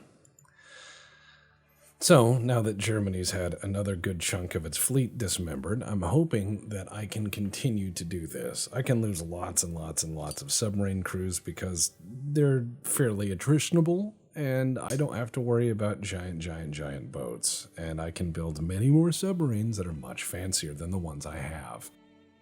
I'm hoping to build very, very fancy submarines relatively shortly, and then I will burn them to the ground. However, I'm also continuing to take the Russian Far East, which is hilarious. However, once my... Oh, yes, you know what? I will agree, if they will agree. I will agree, because that battle was pretty hellacious, and fighting their shit is pretty annoying. That being said, let's see. Yeah, pretty good damage all around. I have them surrounded with submarines, which is hilarious. And I control the Russian Far East now. Let's go to the Sakhalins. Let's go take the island. Let's go. Let's see what happens. I'm gonna take this fleet that is very, very heavily damaged, and I'm gonna move it back into port, and hope I can fix it. I don't think they can go anywhere without my submarines noticing. Do you? Think this is gonna be a Where's Waldo moment. Except every character on the page is Waldo, and the one character not Waldo is the German Admiral. This is gonna be pretty fun. There's 100 and, well, okay, aside from the 50 in the Pacific, there's 112 submarines out there just waiting off Germany, just putting torpedoes into things at will. It says that I'm still blockaded. I don't think that's true. I think that's a lie. It says I am blockaded, but I think the game is freaking out. It's not understanding how to stop Austria-Hungary. But that's fine. I'll show them. So I have all my Navy and all of its submarines in a giant big fuck off pile, and I have them more or less surrounded. They can't move anywhere. Oh, they signed a peace. Cool. The blockade will end soon. Stalemate. I want money. That's what I want. They have to pay me. And they don't invade me, which is more or less what I wanted. So now I'm just at war with the Soviet Union.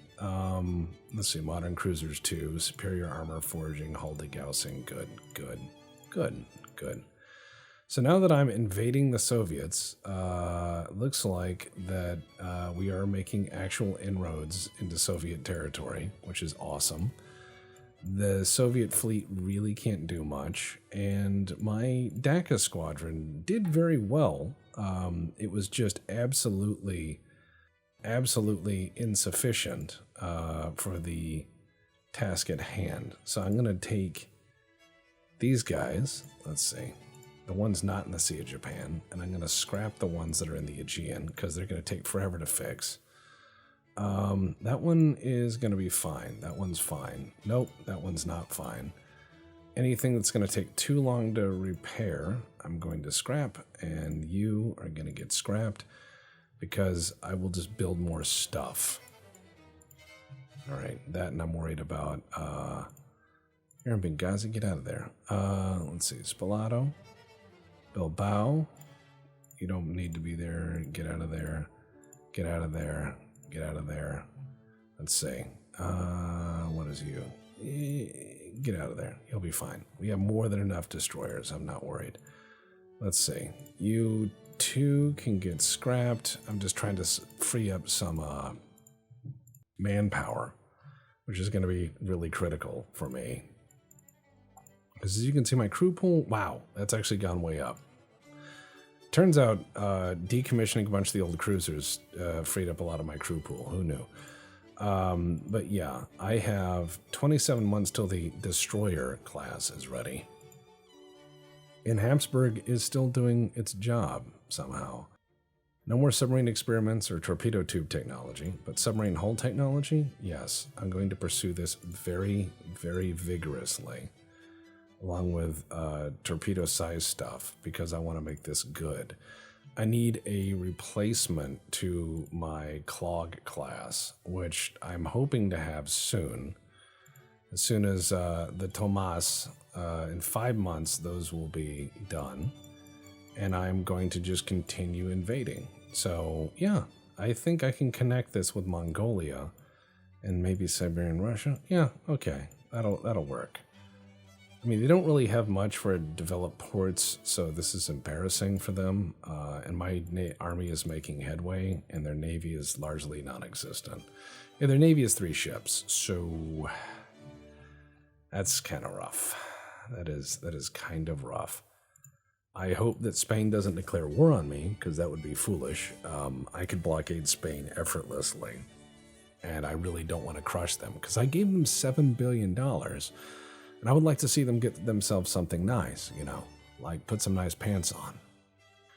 Tunisia is building all sorts of stuff, which is alarming, because I didn't know that they could. I really want to play as some of the minor powers in this. I'd love to play as South America and try to do something. Like try to contest the British or something. I'd love to do the Falkland War in 1898. Okie doke, let's see. Yep, stabilized economy, now making even more money. Head of the German Admiralty has been fired. It's almost like his brave and amazing ships didn't work. Well, they did. They were actually really amazing.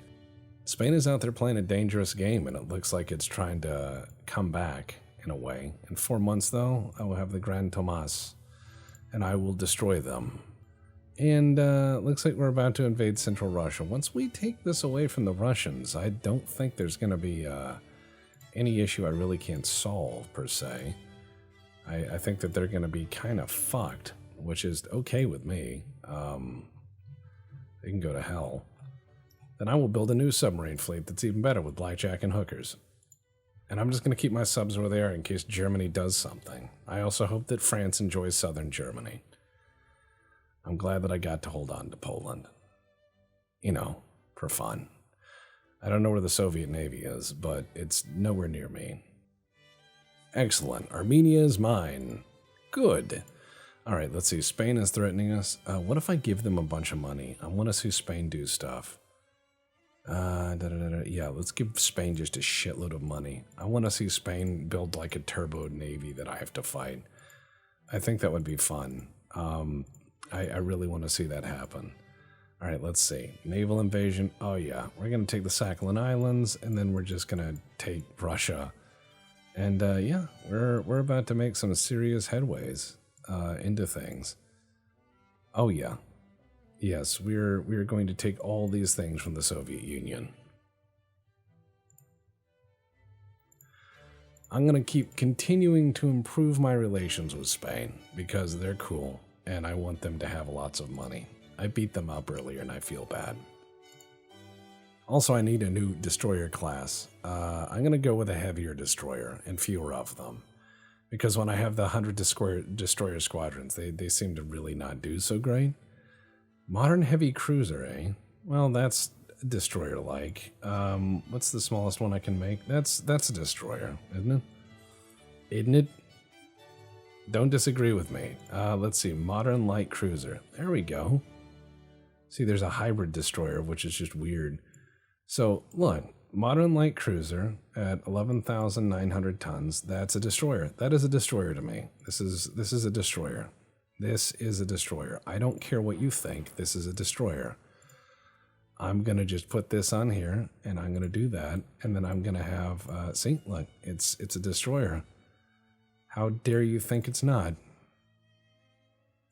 Why don't you think it's a destroyer? It looks like a destroyer. I mean, if you squint your eyes and really look far back and just imagine, if you use the power of imagination, it's a destroyer. So look, I put 6-inch guns there, and I put, oh my god, I could put guns in the wings. Look, 6-inch guns on the sides and 6-inch guns in the back. It's a destroyer. It's a destroyer. That is a destroyer. How do you know it's not? That is perfectly a destroyer. That does destroyer things. Okay, now I need some torps on it, and let's go with the giant ass torpedoes and the oxygen ones. And I put those on there, and then look, it's got torpedoes. That's a destroyer. Destroyers have torpedoes, don't they? You know, I mean, that does destroyer things. I'm gonna have some people who disagree with me, and they're gonna go, "That's not a destroyer text," and I'm like, I think that's a destroyer. I think that this is a destroyer. It can do 35 knots. That sounds like a destroyer speed. And let's see, auxiliary engines, and I'm going to put diesel on here, not gas turbines, because they're very expensive. We also have oil too, son of oil. That's important. Modern armor. I'm sure this thing has layers of depleted uranium sandwiched in there. It's a destroyer. It has destroyer stuff on it. It's got radar, and I don't care about mines so much, but depth charges, yes. Sonar, yes. Rangefinders, absolutely. Absolutely.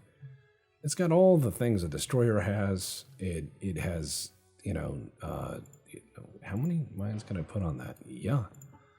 Okay. 3-inch main belt, 2-inch fore and aft, and then 2-inch main deck. Okay, let me knock this back to 0.7 on each conning tower there. Yeah, it's a destroyer. How would you not think this is a destroyer here? This is a destroyer. Absolutely a destroyer. This thing is a destroyer. It goes on the high seas. It has torpedoes that have a 24-kilometer range. Oh, my sweet baby rays. This is a good ship. All right. And it's called the Bosna, which, fine. I will start building these once my refits are done with the big boys. I will absolutely start building these. And these will be my quote-unquote destroyers, the Bosna. These are my destroyer replacements for the 800 bajillion destroyers I've got rid of.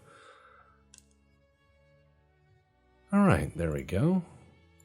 Now, we do have this giant mob of stuff in the ocean, which is fine. I'm going to move these guys back to port. Sunderland, get in there. Get in there. And you guys, good Lord. All right, get in there. Next time Spain asks me for money, I'm going to give them even more money.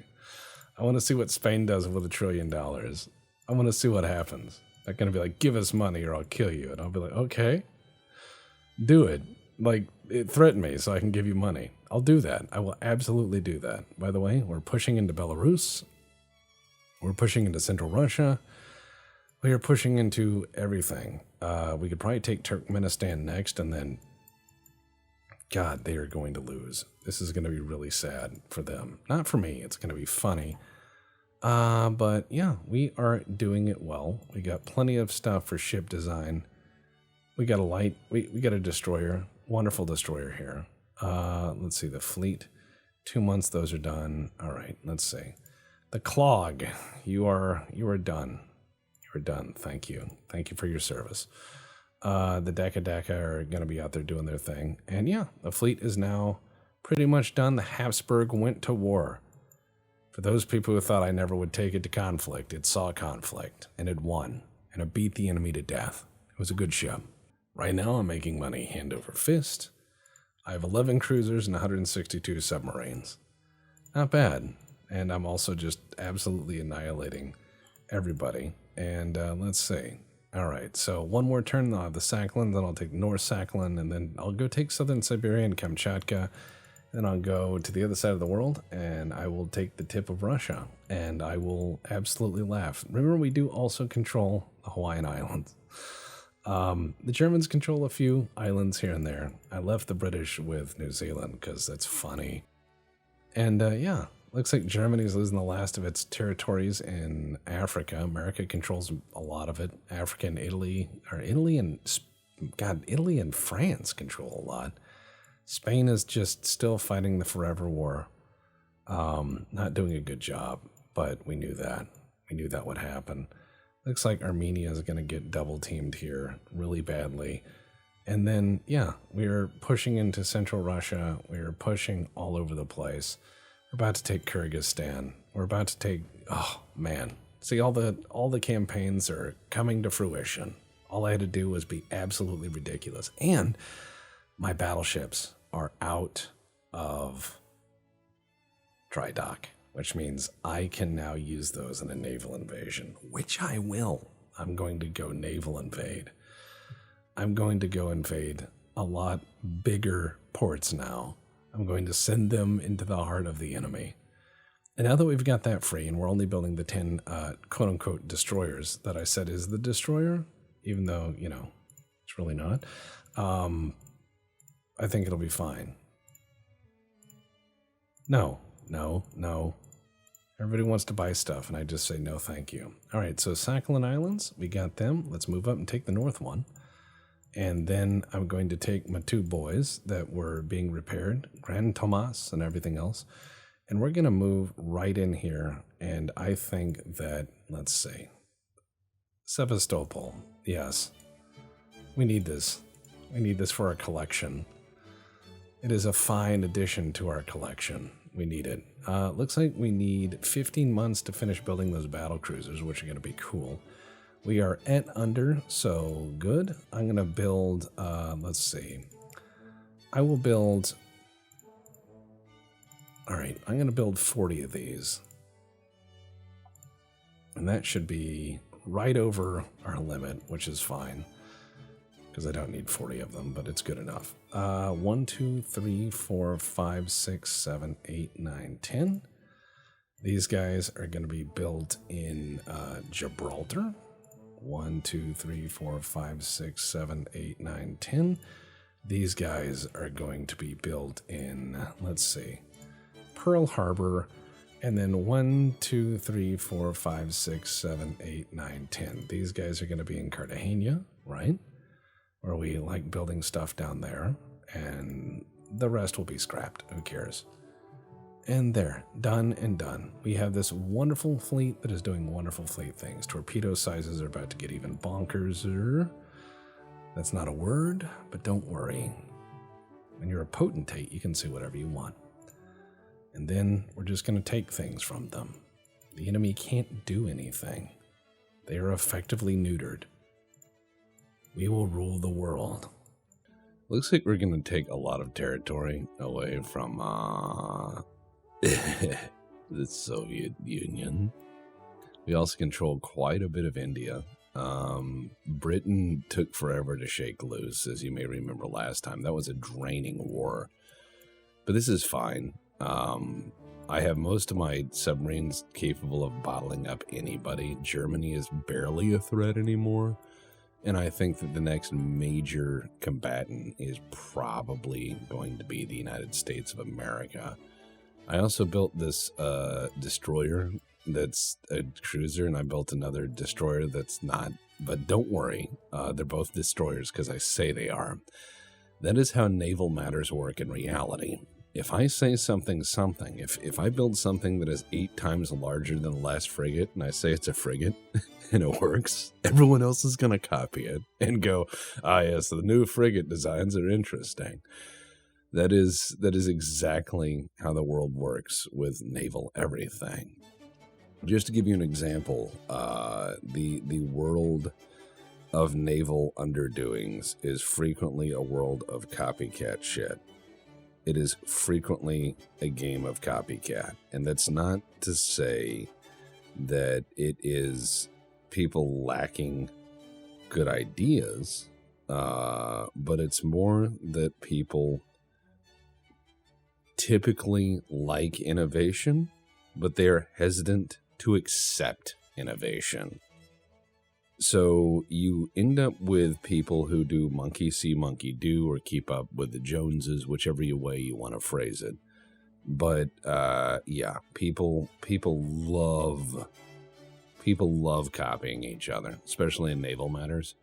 That's just how shit works. So when you look at a lot of the lessons of like the Crimean War and how they changed Europe, you see this really interesting idea of these ocean-going ironclads being a thing. The French have this ironclad called Gloire, or Glory, which was a ocean-going ironclad. I believe it was the first ocean-going ironclad. This is as much as I can remember off the top of my head.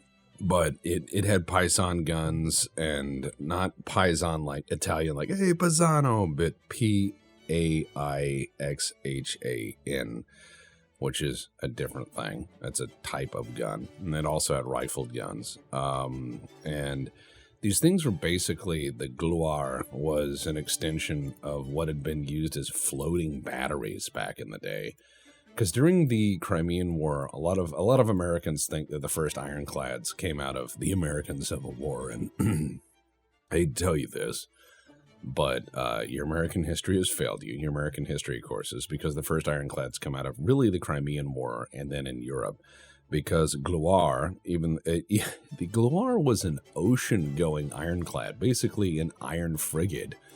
And it was launched in 1859, before the American Civil War. So Monitor and Merrimack, 1862, 3 years late, and also not really ocean-going. These things had problems. The Monitor sank under tow and almost sank several times on the way to its first battle.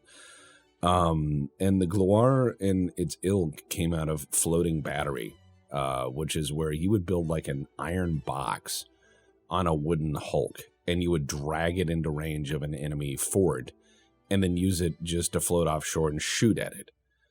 And didn't have to maneuver, didn't have to have an engine. Very simple. It's just like a big fucking floating hulk with guns on it. Or they could be relatively small, but big enough to stabilize the guns of their day. Oh my God, we have protesters. Let's see. Let's use all this money and just get all that free happy with people. All right. France and Japan are fighting, which is going to be interesting because Japan doesn't have much more land, but they have sat very quietly in the corner. Oh, which side do we support? France. I'm gonna support France because France right now is my neighbor and is rather huge, and Japan is also my ally, but they're very tiny. And I think that France is going to take it from them, like, effortlessly. Now, let's look at our politics before we talk at our ass. Let's see. France has 61 ships, 11 battleships, and is doing pretty good. Japan has 38 ships and has just basically done the 61 flavors of warfare thing. I'm going to continue to improve relations with Spain as best I can. Yes, that's fine. I'm going to take Sakhalin Island, then I'm going to take Magadan, and then I'm going to take Petropavlovsk. But yeah, the Gloire is one of those things where you see a ship that is steam and rig. It is both. It is rigged for sailing, and steam is one of those things it just has on board. And it's pretty interesting. And the development of this thing, of course, makes the Royal Navy freak the fuck out. And they go Warrior, HMS Warrior. They just build something that is even bigger, crazier, and a national response to that sort of thing. And that is how navies work. They see what the great opponent has, and they go, ah! And they just have to build something else. And HMS Warrior is still around today. Terrifying ship of its type. Really a game changer. And that was interesting, as it was until World War I that, well, no, I would say 1890s and 1910s, because you have to leave the Victorian era and start to get into the Edwardian era, where the modern politic of Europe kind of changes. And so the traditional enemies of England was presumed until the Edwardian era to be France and Russia. They did not think that they would be fighting Germany, because Germany really didn't have a navy until about the 1890s, when you start having the promulgation and signing of these naval laws that start building the navy up very, very quickly. It's kind of interesting that for a long time, Great Britain said, if we are to be a great power, we need to be great as the nearest two powers. No, we are going to fight to the end with the Soviets because I want their territory. I want it badly, and we're just going to keep doing things. No, Brazil, you can't have my ships. I'm sorry. No. Okay, we are slowly making things better with Spain. 69, nice. I'm going to try to improve relations with Germany best I can. I have a feeling I'm going to end up having to fight France or the United States before this is all over. But it is December of 46. I'm taking huge chunks out of Russian territory. Japan and France are fighting, and I think it's probably the pressure of Southeast Asia on them. Italy's done well for itself. Germany is wide but shorter. Britain's a shell of its former self. And the Austro-Hungarian Empire is very wide now, and it's about to get even bigger because we're going to take Belarus and Central Russia if all goes well. And probably large chunks of the Far East. So Russia's going to be like a chunk of the middle, probably headquartered in Omsk or something. It's not going to be anywhere near the power it once was. As far as naval power and building goes, you see a lot of really wild stuff. I would love if this game went further back in technology. So you start off in the 1860s.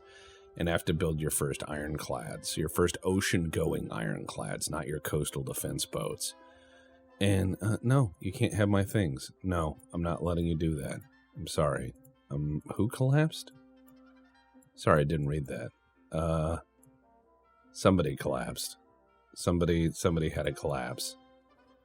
I'm not saying who, so I'll go check that in a minute. But what I'm thinking is, if you have if you had to build from the 1860s onward, it would be nice if you had trees or choices you could do. But yeah, I would love to see a breakdown where you eventually have to make choices. You could influence naval laws. You could start lobbying.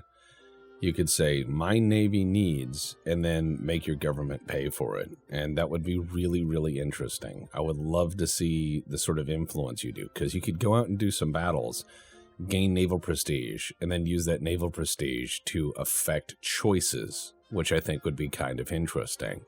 So if you constantly go out and do crazy naval drills, and you constantly go out and do big fleet reviews and stuff like that, even in peacetime, you get naval prestige. And then when it comes down to affect a change in naval law, like once a decade, you could essentially go, well, here's what I want.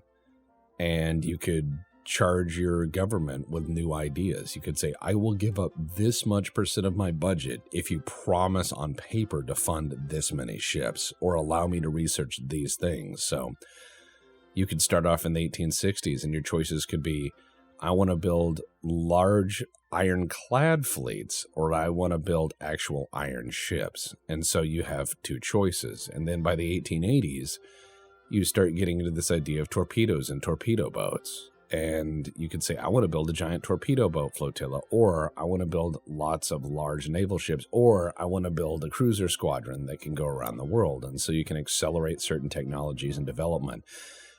And yeah, looks like the war is continuing. Interesting. So their navy doesn't exist because it's been sunk multiple times, and I'm just going to take stuff from them to include Crimea. Crimea is going to be Austro-Hungarian. That, and I need that port. I need Crimea badly. I need Crimea, and then I need Siberia. I can't tell who had a collapse, but I don't care because that's none of my business. All these governments seem like they're still in one piece, so whatever. It doesn't bother me any. I control what I need to control. Sevastopol is a good base for what I need.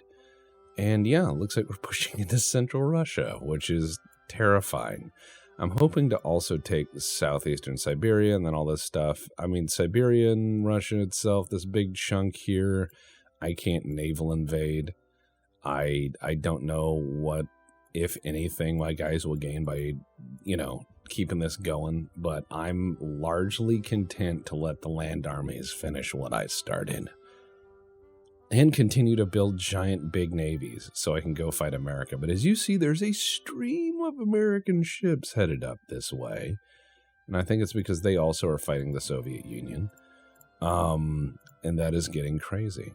Excellent. We're getting, we're starting to get into crazy long-range guns. And, no, you can't have my ships. I'm sorry, but no. Oh, yeah, politics, we're going to go, can't do another naval invasion so soon. Probably because the army is still trying to catch its breath. And it's probably like, you invaded last week. And I'm like, yes, but have you heard of second invasion? So it looks like Central Russia is going to fall, and then Belarus is going to fall, and Turkmenistan is definitely going to fall.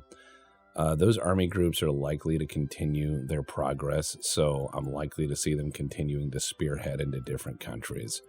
We've done pretty well for ourselves, I should say. So let's look at our finances. We need a larger shipyard, building it much, much bigger.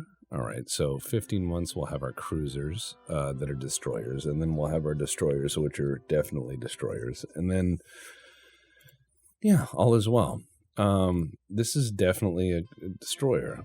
Why wouldn't it be a destroyer? And then we also have the Grand Tomas, which is being refit into a murder boat. And this is also a murder boat. They're all murder boats. They're going to be fine. Even though that was designed in 44, we're not going to be finished until 47.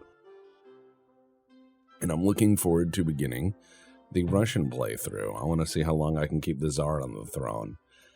I also have an idea to make that happen, but it's going to be difficult because I'm going to have to change fleet doctrine a few times. I'm going to have to do torpedo boats for a while, and torpedo boats are going to be a bastard. Torpedo boats are going to be a huge bastard, in fact,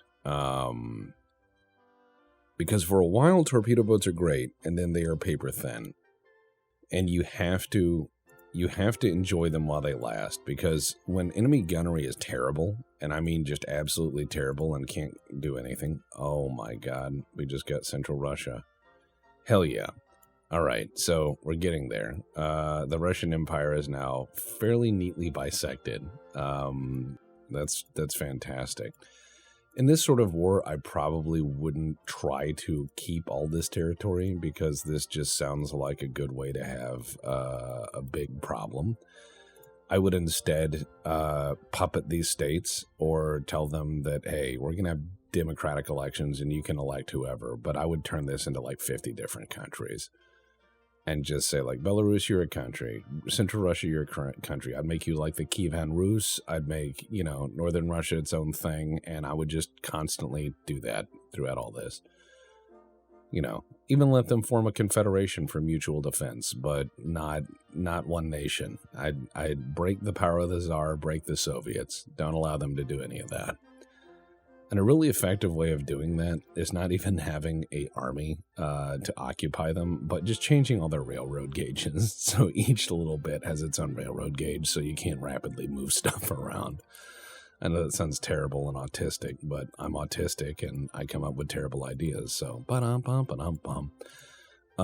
Yep. All right. We're gonna do what we can, and we're going to do our best to grind these guys away. We have a really good chance of taking Siberia. I'm also going to take the peninsula there. And it looks like we are right on track to take this. And of course, our land forces are going to try as well, which is dumb. I think the army just wants their share of the glory, why?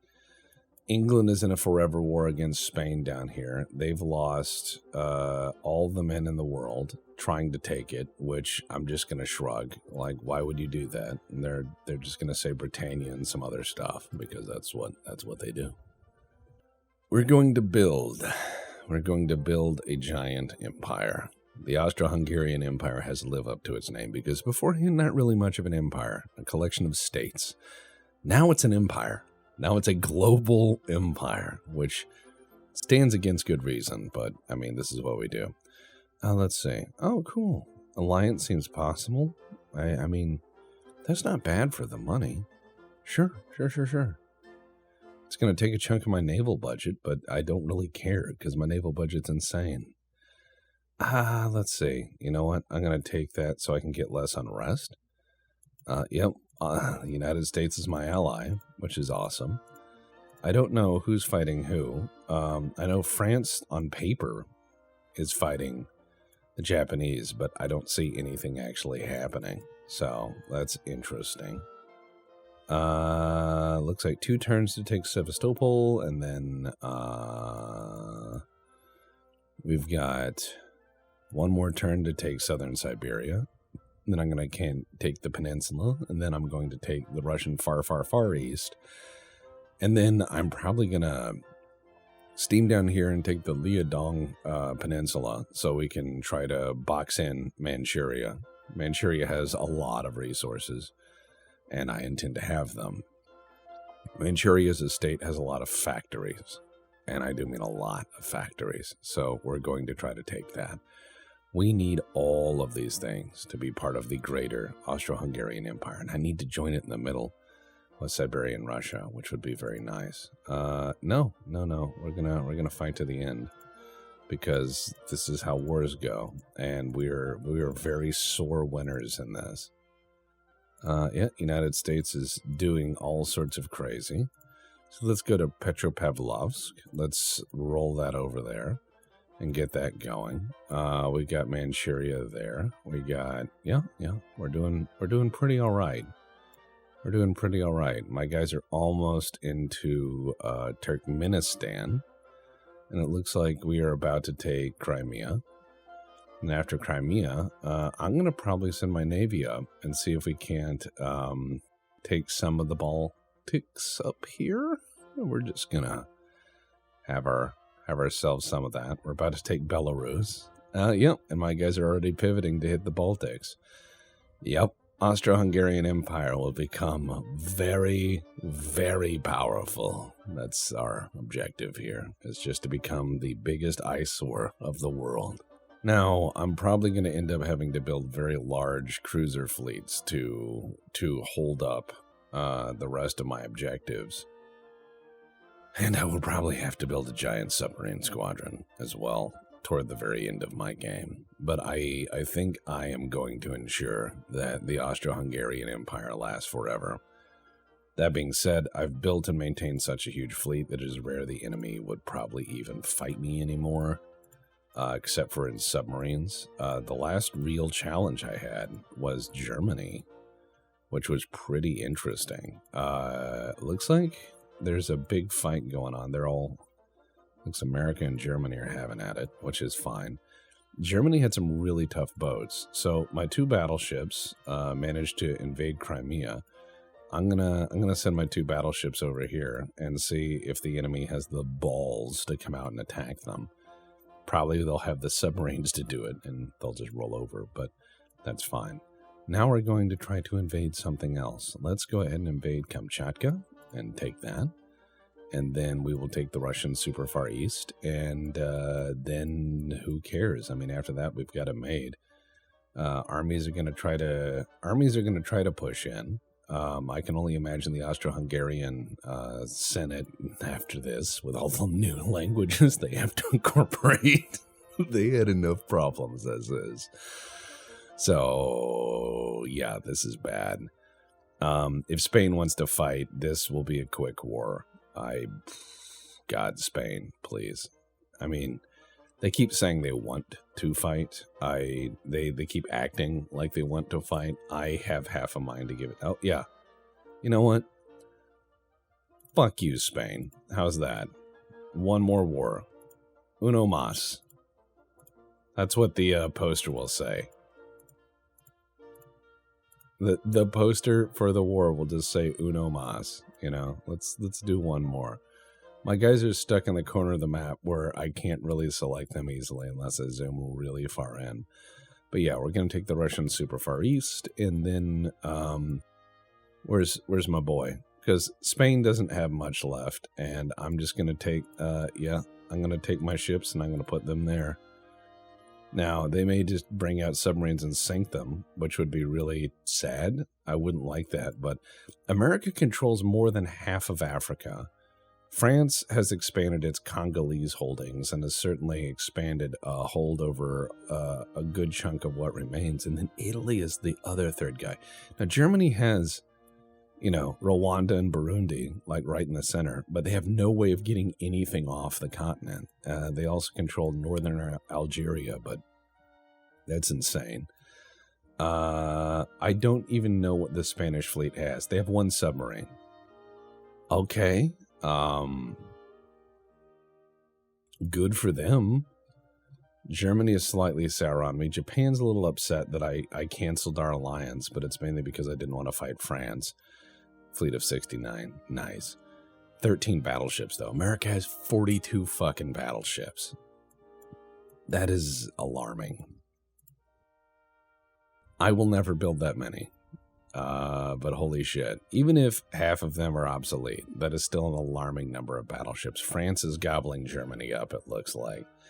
So this may be in the end of German everything. I don't think that Germany is going to go very well. The Soviets are not able to hold on to much, as the Austro-Hungarian imperial state just proceeds to introduce them to goulash boarding. Looks like we are now blockading Spain with the backing of France, America, and, of course, my fleet. I think that they will collapse before they surrender, and that's fine. I don't feel the need to grind them down too much, but I might just naval invade Western Spain to take out their home territory and give them something to think about. Mainly the thing to think about is go away, and how dare you. How dare you fight me at all? That will be my response. Just no thank you. Yep, a lot of admirals getting fired. That is some rough shit. No, Brazil, you can't have my super ships. You would do bad things. Oh, Madeira, no. I don't need to absolutely go out of my way to do things that I don't want to. Let's see, what would it take to invade Western Spain? Naval invasion. Western Spain, I don't have that tonnage, even with these 2 super ships. So I'm going to sit there, and I'm going to wait, and I don't know where the Spanish fleet is. I don't think they have one left. So, yeah, we're just gonna hang out as the Americans push into Sierra Leone, which is the last Spanish colony in Africa. They have no colonies in the Pacific, and looks like we clean them out of the New World as well. So yeah, we have Austria-Hungary and Belize, which is hilarious. Yeah. So this is going well for us. My army, my army of 4 nations, not 7-nation army, is pushing in. Spanish volunteers are helping in the Soviet fight here. But we're going to push into Soviet Lithuania, and then Latvia, and then Estonia, probably. My land armies seem to be not willing to fight anymore in the Far East, which I understand. That shit is rough. And what we're going to do is we're just going to grind these guys down. We're going to just continue to take their territory from them. And if they wanted to do something about it, they would have had a navy that worked, or armies that would work. And I'm just going to eat them alive. I drink their milkshake. All right, here we go. The Soviet Union is accusing our country of war crimes. Who cares? That's my response. I'm just going to shrug. Meh. You know, I'll just be like, yeah, that happens. What do you think we do during war? Do you think we just go around hugging people? Do you think that's what we do? We go around giving people hugs? All right, we're just... Oh, he built a destroyer. He built a destroyer. That's amazing. It's not going to help him, but that's amazing. Thank you for participating in the war. Hey, Jamaica went independent. Thank you, Jamaica. Thanks for being fucking cool. Well done, Jamaica. Well done.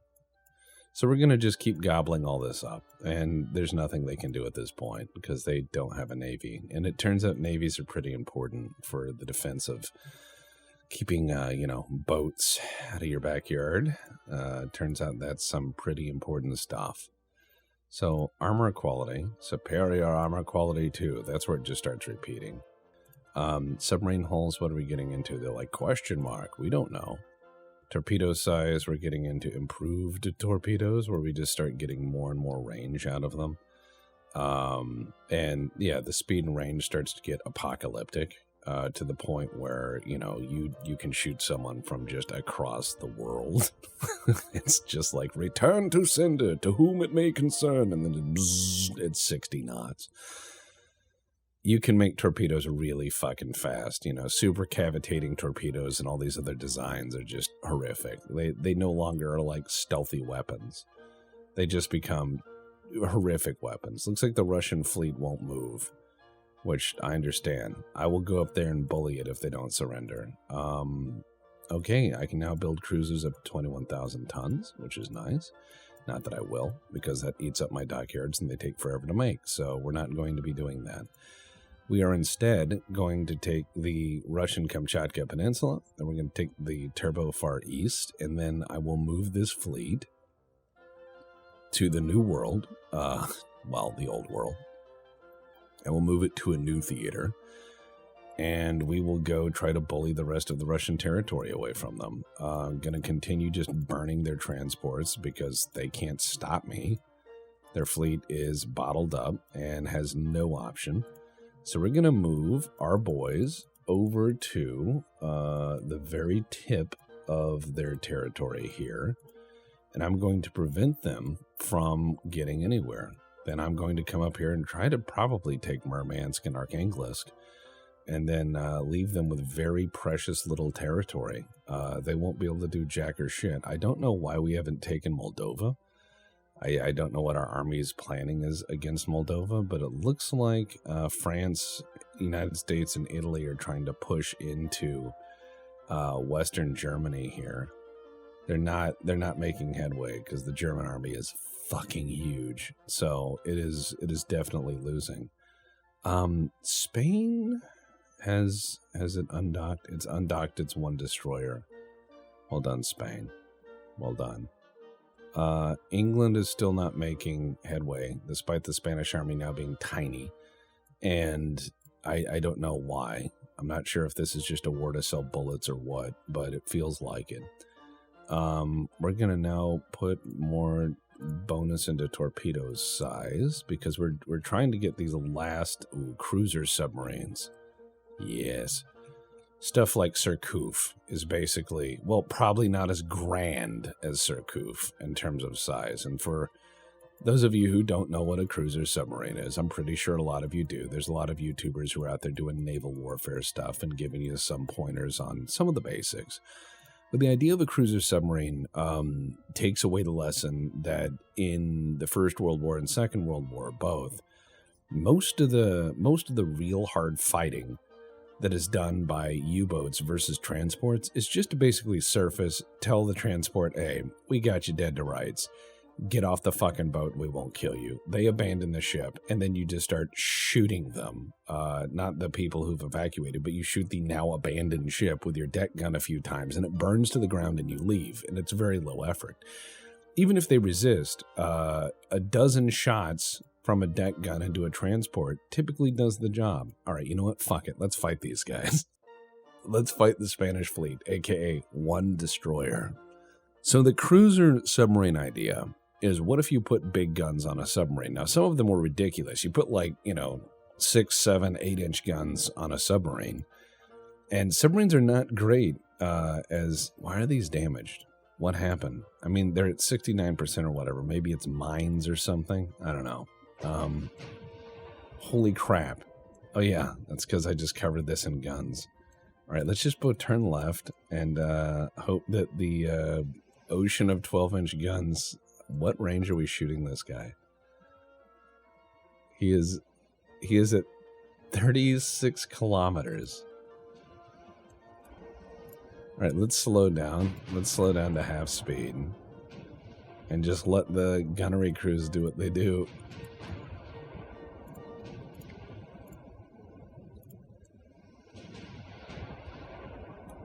Ah, yes, auto-loading to... Oh, and we sank him. We sank him at 36 kilometers. Holy shit. We hit a destroyer on the move at 36 kilometers of the main battery. That is amazing. Wow. But yeah, when it comes down to the idea of a cruiser submarine, is you have something that could effectively surface and even bully a destroyer or two if it needed to. But a 8-inch gun on a submarine does also allow you to drive that submarine up to a port and cause relatively catastrophic damage to the port facilities and then leave, which is pretty cool. Now, you don't have the rate of fire of standard guns or anything else. You obviously don't have a lot of the benefits of a stabilized gun platform. And hey, it looks like we're actually going to try to take Moldova now. All right, and I don't think they're going to take Germany on the land. They're gonna need something else, and I don't think that they're going to pull off a Jackie Fisher naval invasion of the Baltics. Oh look, they have a submarine in the Far East. That's cute. That's probably not going to do so well, but it might. Who knows? Who knows? So yeah, we have effectively destroyed the Soviet Union. Is the Austria-Hungarian Empire, which is, big ups for us, high fives for us, well done for us. All right, yep. Oh yeah, the Soviet Union's, yeah, oh yeah, sunk. Cruiser submarine 2, excellent. But yeah, Surcouf was probably the craziest of them. I know the Japanese did do some submarines carrying the I-400, I believe, carrying stuff like planes, which is interesting. A few other nations tried that as well. The U.S. Navy tried that. Not exactly practical as far as things go. The age of UAVs may change that. You may actually see ships that, or submarines that manage to carry a handful of UAVs that it could launch, even from, a submerged state. You might see that, which could be interesting. Could be actually really interesting. It's not only ISR, but capable of doing things like striking on a target, because even a modest UAV these days can carry 25 to 50 kilos of stuff. And it doesn't have to be a weapon, but if you have enough good sensory equipment with that submarine, you can then use your submarine to insert all sorts of special forces groups in relatively shallow waters, and you can get all sorts of good data on stuff, and it allows submarines to be even more sneaky. It's kind of neat. All right, let's see. Fleet. Soviet Union fired yet another admiral. I think they're probably running out. Just imagine Stalin calling people in one at a time and just being like, you're a failure, bang. And then they just bring the next guy in. And they're like, what do you plan? And he's like, I intend to win, glory to the Soviet Union. And then the next week they bring him in and bang. Because there's literally nothing they can do. We have a fleet that is bonkers. In 3 months, these things should be done. Then in 2 months, the Bosnas will be done. And I will send them all into Soviet waters and just bully the shit out of them with my quote-unquote destroyer fleet. And then I guess that's the end of the campaign, really, is just me breaking the Soviet Union over my knee. And then this sets the ground for a very interesting Cold War. The Cold War is probably going to be the United States and its allies versus the Austro-Hungarian imperial state. This is going to be the Cold War. So I can only imagine what that would look like. It's a very different kind of Cold War. China doesn't really exist. Mao hasn't come to power. There is no Soviet Chinese state. There is an imperial Chinese state. Well, no, not really. That looks like the KMT, so that's Chiang Kai-shek. This is a really interesting world. Oh yes, Britain wants to be my ally. That's weird. It's almost like I control most of their country. Just going to continue doing the murder, but I will forge a better relationship with Britain. We're about to do really well. So Spain doesn't like me so much. Germany doesn't like me so much. Japan also not a huge fan of my work globally. Everyone else seems to be on my team, so good enough. Everyone else is like, you know what? Those Austro-Hungarians, they make good goulash, and they're willing to leave me alone. I think the United States, they're my ally for the moment, but I could see this turning into a Cold War very quickly. It's kind of how things work. You forge an alliance with someone, and then once the threat is gone, you're like, maybe you're not a nice guy. Then it gets complicated. And once we take this, I'm going to retire these cruisers and let the new cruiser fleet do its job. Soviet Union warns their admiral, no, we're gonna fight to the end. They wanted this, they're getting it. No, you can't have that. All right, so now that I've taken over all of that crap, and I do mean lots of it, I'm going to send this fleet back to there. And I will retire them because the rest of our fleet is in commissioning. And in 2 or 3 months, we're going to have these. A lot of them are in Odessa, some are in Pearl Harbor, some are in Gibraltar. And these cruiser squadrons are going to stay where they stay. I'm just going to keep them there until war actually starts. And until war were declared. Looks like France is actually starting to bisect Germany, which is pretty nuts. My offensives are going well on land. And once my cruiser squadron's done, so my battle cruiser squadron, I'm going to send them up here to bully the rest of the Soviet fleet and do what it does best. I'll even give them an opportunity to shoot a few of my ships. It'll be fun. You got to give them an opportunity to make a difference. Give them an opportunity. They might even sink 1 or 2 and feel really good about it. They'll all of a sudden go, oh man. We got a torpedo on a ship and sank it, and then they'll feel better. And then I'll use that as a casus belli to destroy them.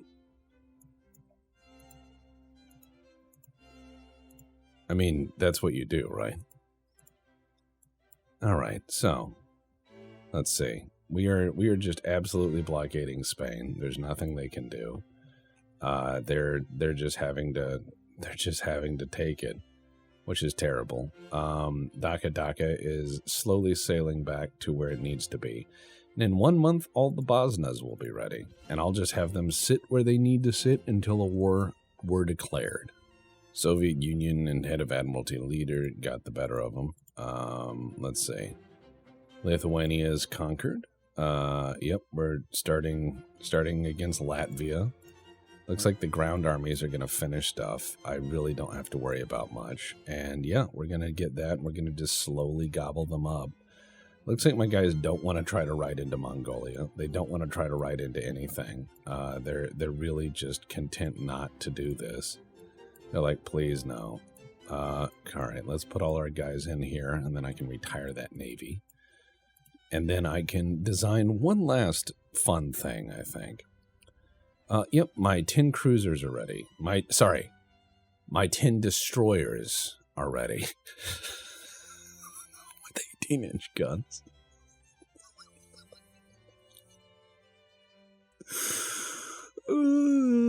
That's so stupid. I love it, though. 18-inch guns is just, yes. All right, so wait, what did I just research? I'll have to check that. Britain gained control of Jamaica. Boo. That's not fun. Why would you do that? That sounds terrible.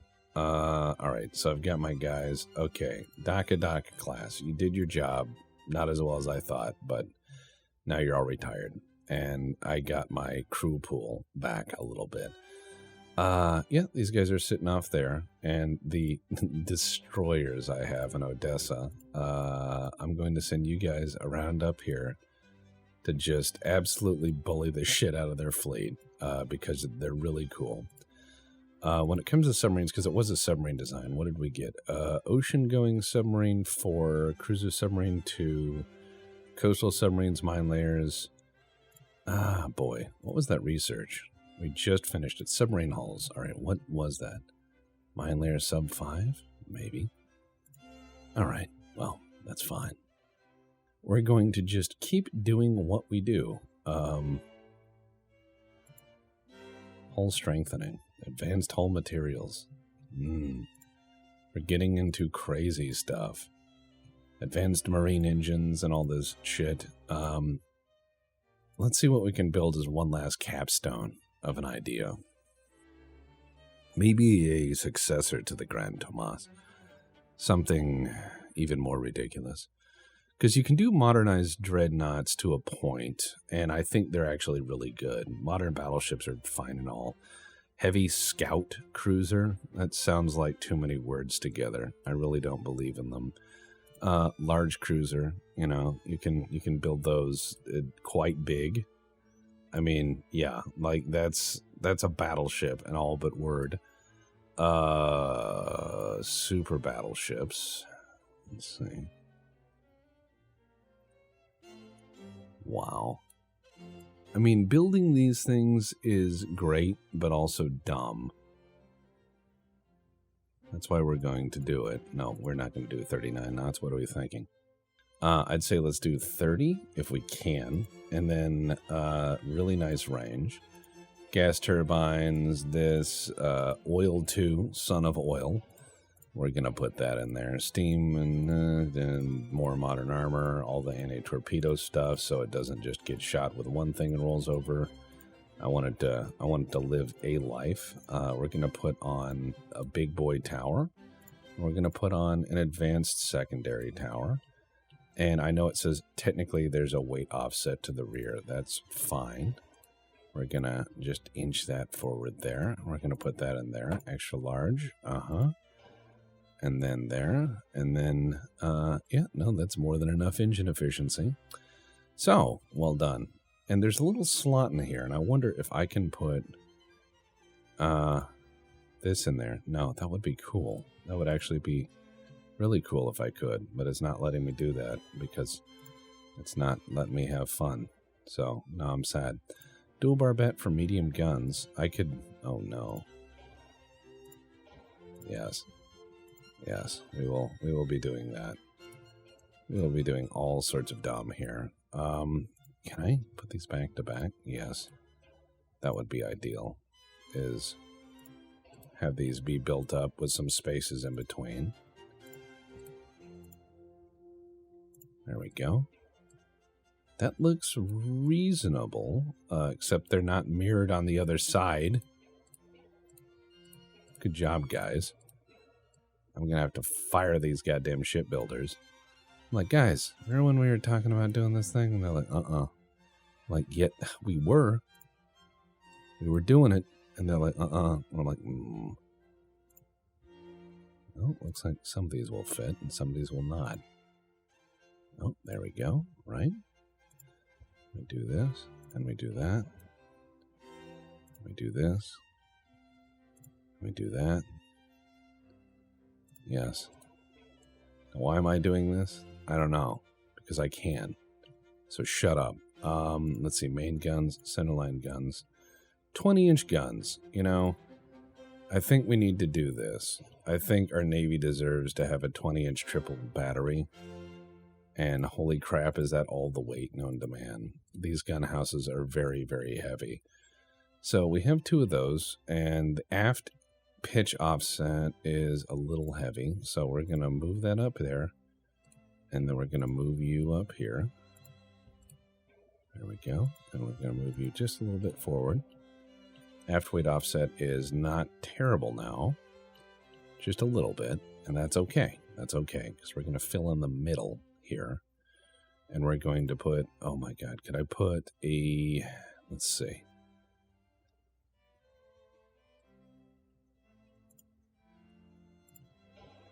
yeah, there we go. All right, we'll make this work. Let's see, secondary guns. I'm going to do with triple barrel 5-inch for as much as I can. Yes, that won't fit. All right, so some of this design is not so great, but some of it is pretty cool. Yes. Not the smartest thing we're building, but it is a thing we're building. All right, yes. Yes, yes, yes. And I'll delete those. I mean, we'll just do double 5-inch gun mounts. Or they're triple mounts, so yeah.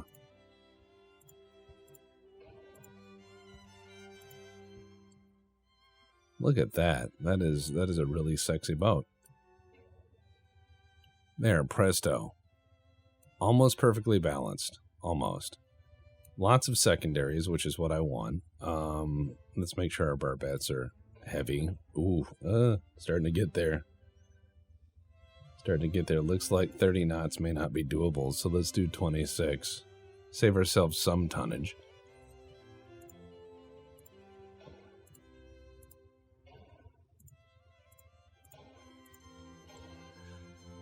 Looks like the ship is overweight, and that's okay, because I'll just make it larger.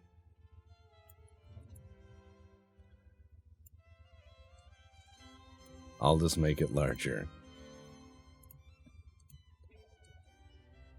What do we do when it don't fit? Larger boat. Okay, so it has what I need on it. Yeah, 26 knots looks like what I can do. Let's put the better everything on it. Yes, yes, yes. 20-inch guns. You know what? I don't like it. I'm going to leave the wide Tomas. I look at the experiments and what I can squeeze out of it. I just go, you know what? There is a diminishing return point. I think what we need is a new destroyer. We're turning into a global navy, so we need to stop thinking like super capitals. We need something that is a yardstick of our navy. We need something that can show up in a foreign port and they start weeping. I need something that can carry a lot of Marines. Yeah, you know what? We might try to build very large cruisers and just call them Destroyer 2s. Yes. Let's do that. Yeah, let's build something that is ridiculous. So, let's see. Large cruisers. Yes, yes. Let's build them battleship sized. Well, old dreadnought size, really. Well, actually more like World War I, very big battleship size, if I'm being honest. And there we go. Oh. Yes. All right. So funnels, super funnel. It says this is very small for a super funnel. I think that's pretty good as a super funnel. This is my heavy cruiser. Heavy cruiser. It's a heavy cruiser with triple 18-inch guns. Holy shit, these things are monsters. All right, so yeah, we're building a heavy cruiser, as you know. This is a normal sized vessel for what we do. Okay, yeah, so we'll do these. Why won't it rotate them to face outward? Because it will take less space. Come on, game, use your brain. We can do this. We can make these gun mounts work. It seems not to want to, which is annoying. All right. And then I put one back here, right? There we go. And then small 3-inch. No, let's do, oh yeah. There we go. Oh, that's not going to fit. That's going to be off center, which is going to make people scream. So yeah, we have a lot of little secondaries for making people go the fuck away. And then we have the 18-inch triple mounts for making people dead. That's fine. This is a fine ship. This is fine and dandy. All right, let's see if we can get it to like 35 knots. Can we get it to 35 knots? The game insists we can. All right, so let's see how good we can make these. I like this. This is a good ship class. Yes. Yes. What a fine vessel. God, this is ruinous. This is gonna bankrupt our navy. I don't care. This is gonna be a very fine ship. A very fine ship indeed.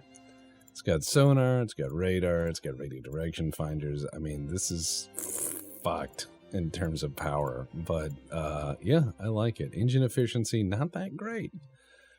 Not that great. So let's see, 32 knots. 32 knots is same speed. Engine efficiency is almost at 100%. All right, what about 30? 30 is good. 30 is good. All right, so saves us a few tons, which allows us to put even more torpedoes on it. Now, standard, no, we're going to go with oxygen torpedoes. We're going to go with 22. Oh boy, yeah. So I can't fit these. Come on. Where can I put them? They're way too fucking big. Actually, yes, I can.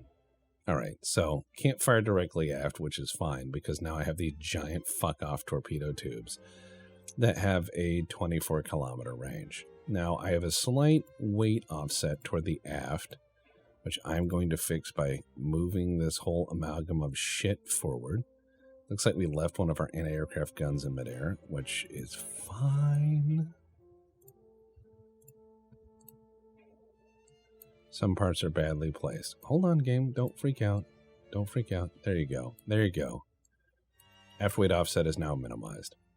I can move this gun a little bit there. And aft weight offset is almost entirely minimized. Can't fire directly aft, well, at least horizontally. I could elevate and shoot over, but the game doesn't seem to think that's possible. So what we're going to do now is we're going to do our little pom-poms and put those there. And yeah, we have a ship that is heinous. Now, what do we need? Main belt. Let's do a 12-inch main belt. 5, and then 5. That's good. Foredeck. Let's do 4 and 4. Conning tower 18 inches. Superstructure 2. And then we're going to try to just add the thickest armor down below that we can. Because fuck enemy penetration. Let's make this just not work for them. They're gonna try. They're gonna be like, why is nothing getting through? And I'm gonna be like, because I filled it with metal. And they'll say, you can't do that. And I'll say, yes I can, because my navy is awesome. So here we go. We have this. This is so dumb. All right, let's add more armor to my super ship. Oh my god, look at this thing. 5.9, yes, all right. So this thing is not the greatest, but it's pretty up there. And I'm just gonna call this the God, let's see, diplomacy class, because when I need to use diplomacy, this is the boat that's gonna show up. It doesn't do a lot of things, but it does enough of them. 18-inch guns, radar, lots of secondaries, torpedoes that have like 24-kilometer range, high sustained speed, global operations range, and more armor than most dreadnoughts. So, high five us. So pleased with my work, I will build immediately, I think, 20 of them. Diplomacy class. All right, yep. I'm going to build 22. Oh, it says that they are battle cruisers. Maybe, I guess. Not really, but yes. So I'm going to build these all in the home port, just because. And I think that the last thing we need to do on top of that is... oh, shit, I told them to build them in Poti. God, that port is going to have a lot of work. All right, so we have those being built, and we are certainly right above the top of our capacity. But one thing we need to do, guys, and this is something that I think is important. Bosnia is going to be a brief class. Don't worry about that. Same with the destroyer. It's being replaced because we got something even better. The Habsburg, boys, it's been 6 years since its last overhaul, and I don't think that's acceptable. This ship needs to see 1950. It's been to war in the 40s, so don't laugh at it. I'm going to strip this thing down and put all the best we can on it, okay? I'm going to strip all the weapons off this thing. We're going to put the very best we can. I believe I've removed all the weapons now. So we have some room for things. Let's see, oil 1, oil 2. Better this, better that. Steam steering, we're finally going to put in the electro-hydro. Anti-torp, triple bottoms. I mean, this thing is just ruinous. We're going to go with all the best in terms of explosives. We're going to do all the best in terms of shells. Still has, basic hydraulic turrets and standard reloading because I'm not sure how much more machinery I can put in this. I'm not sure if I'm just putting the same towers back on, but that's fine. I can now put... It now finally gets 2 smog stacks. That's important because the ship from 1897 now has a range of 38,000 kilometers, which some of you in the comments are probably going to go, Tex, stop, get some help. I'm going to say why, because I'm going to put quadruple 9-inch. Oh, they won't fit. Fuck. All right. What if I put like dual 10-inch gun turrets? Yeah. Finally going to upgun it to 10-inch guns. It deserves it. It's been a good boy. And then I'm gonna replace these with just 2-inch guns on all these, but I'm gonna make them very, very fast firing ones. Because what I'll do is I'll take them down to, there we go. And let's see if we can put auto loaders on these. Yep, it's got auto loaders now. Electro-hydraulic turrets. Absolutely, absolutely. And we can finally upgrade some more armor because it has a very complex citadel arrangement now. Because it's a very precious ship to our Navy. And of course it needs this. And look, I finally lowered all the offsets and everything to where it's reasonable. It's finally got some gunnery upgrades that are really nice. And the superstructure is very thick. And the conning tower is going to be even thicker. And let's just reinforce that main belt, shall we? 14-inch main belt. Yep. Let's see if we can do 14.5. 15-inch main belt. There we go. Look at this fine vessel. 27 knots in the end. Has all these little 1.1-inch guns that shoot very, very quickly. Yeah, this is an absolute heinous ship, and we have built it because we can. And we kept it alive all these years. It even saw combat in the 40s. It sank a cruiser. Which is an asterisk. It's a sank a cruiser, asterisk. Terms and conditions may apply. Refit it one last time. I cannot believe we've managed to keep it alive this long, but that's what we do here. It's called being cost effective. So we are starting to push in. We are taking the last of their territories. Our navies are on the move. They have one destroyer that's coming in to try to fight the Tomas, which Why? Why would you do that? I mean, I know you have no choice. You have to try to stop the blockade somehow. And these things can create a no-go zone around them that is huge. So, have fun. China is showing true... Oh, yeah, okay, they want to support us. Soviet Union is threatening their guy. Oh, wow. They have a destroyer that wishes to fight Tomas again. The enemy has been spotted in the northeast. Okay. Yeah, let's go toward them, shall we? Oh, we have open fire on the enemy.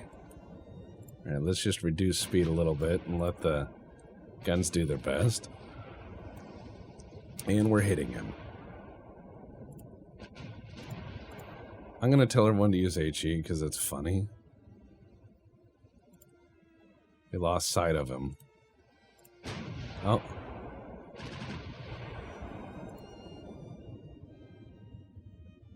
That's a lot of hits from extreme range. Yeah, he's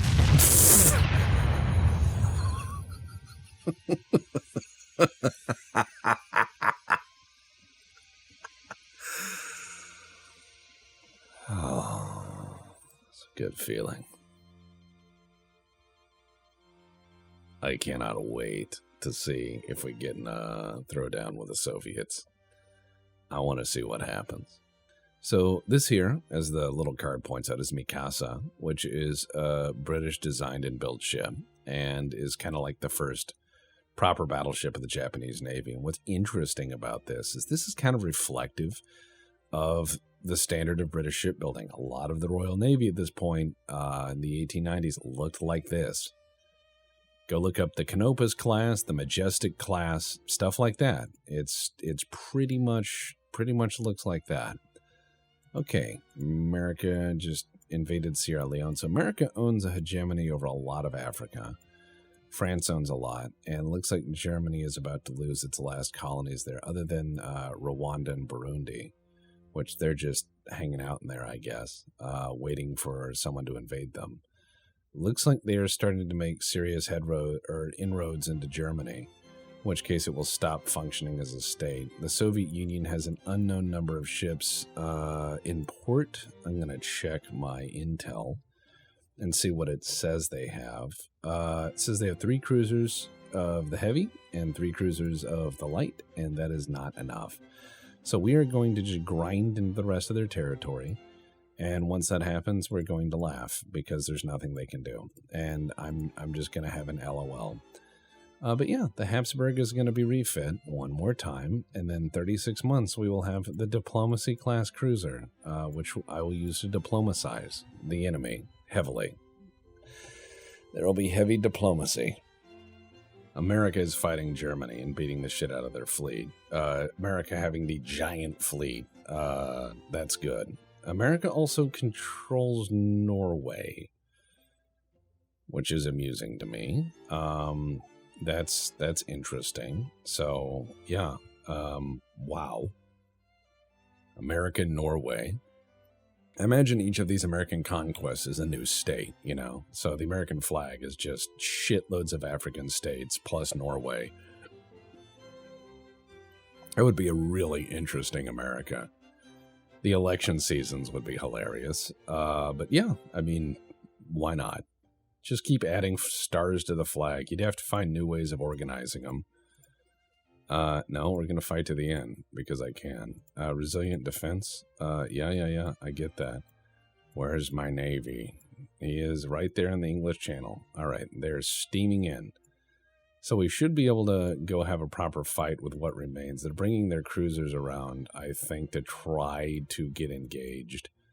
And that's fine. Spain, they're bringing out a cruiser. I don't think that's going to go well. England gave up trying to invade. They're just like, we've lost 1 million men, and we can't have this anymore. It's not so great for them. But yeah, I think that we're doing really well. It's November of 48. November of 1948.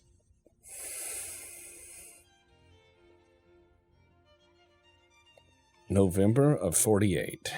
And, yeah, I mean, we've blockaded these guys for a long while, but considering they have no navy, I don't think that they really have money to lose. They have one territory and no navy. So this is going to be easy. I'm going to let my ground forces do the bulk of the invasion. I just want to fight their navy. I want to fight the Soviet navy here. I'm going to also watch France take over Germany, which is just hilarious to me. I don't think Russia can have any sort of government after this. Oh my God, we finally get a fight. We finally get a fight versus their cruisers. Yes, yes, and yes. Absolutely. All right, we're just gonna tell them to do it normal. Now, mind you, these are the these are the ships that I designed to be destroyers. These are definitely destroyers because look, it's named destroyer, and that's what destroyers look like. These are my destroyers for my government, and some of them are very fast. In fact, they're all very fast. They can do 36 knots, and they're very, very quick. Ah. Enemy spotted. Excellent. What is the range? 30 kilometers. Okay, we're firing with 18-inch guns already. Sure, he's shitting himself. Let's just switch to HE, boys. And I'm going to just tell these guys to maintain a battle line while my guys just steam at redonkulous speed. And I want to see what his fleet looks like. Come on.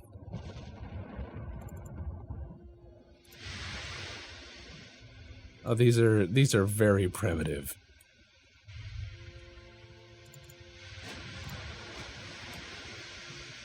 Ah, he's shooting back.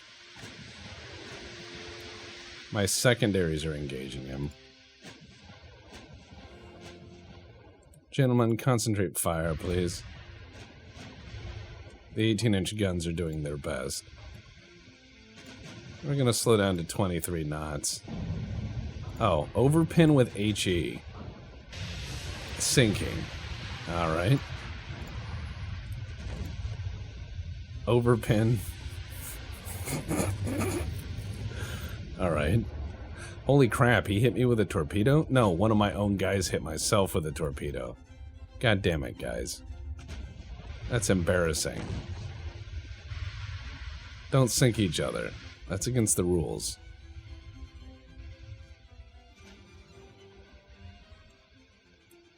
He's like, please don't kill me. I'm like, no. Killing must happen. Just watching my guys do their business against each other, torping so free. Yep, they are hitting each other with torpedoes. They have caused catastrophic damage to each other with torpedoes. The enemy is just now launching theirs, so I can't say that this was done by the enemy. I'm going to say that to my own people, that the Russians torpedoed my cruiser, but I am not going to, I'm not going to let this go down as my guys... Oh my god, you guys are idiots. Oh god, I'm having to dodge my own torps. Of which there are many.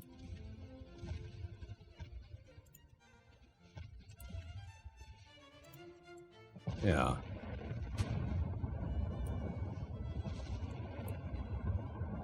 These 18-inch guns are doing some business.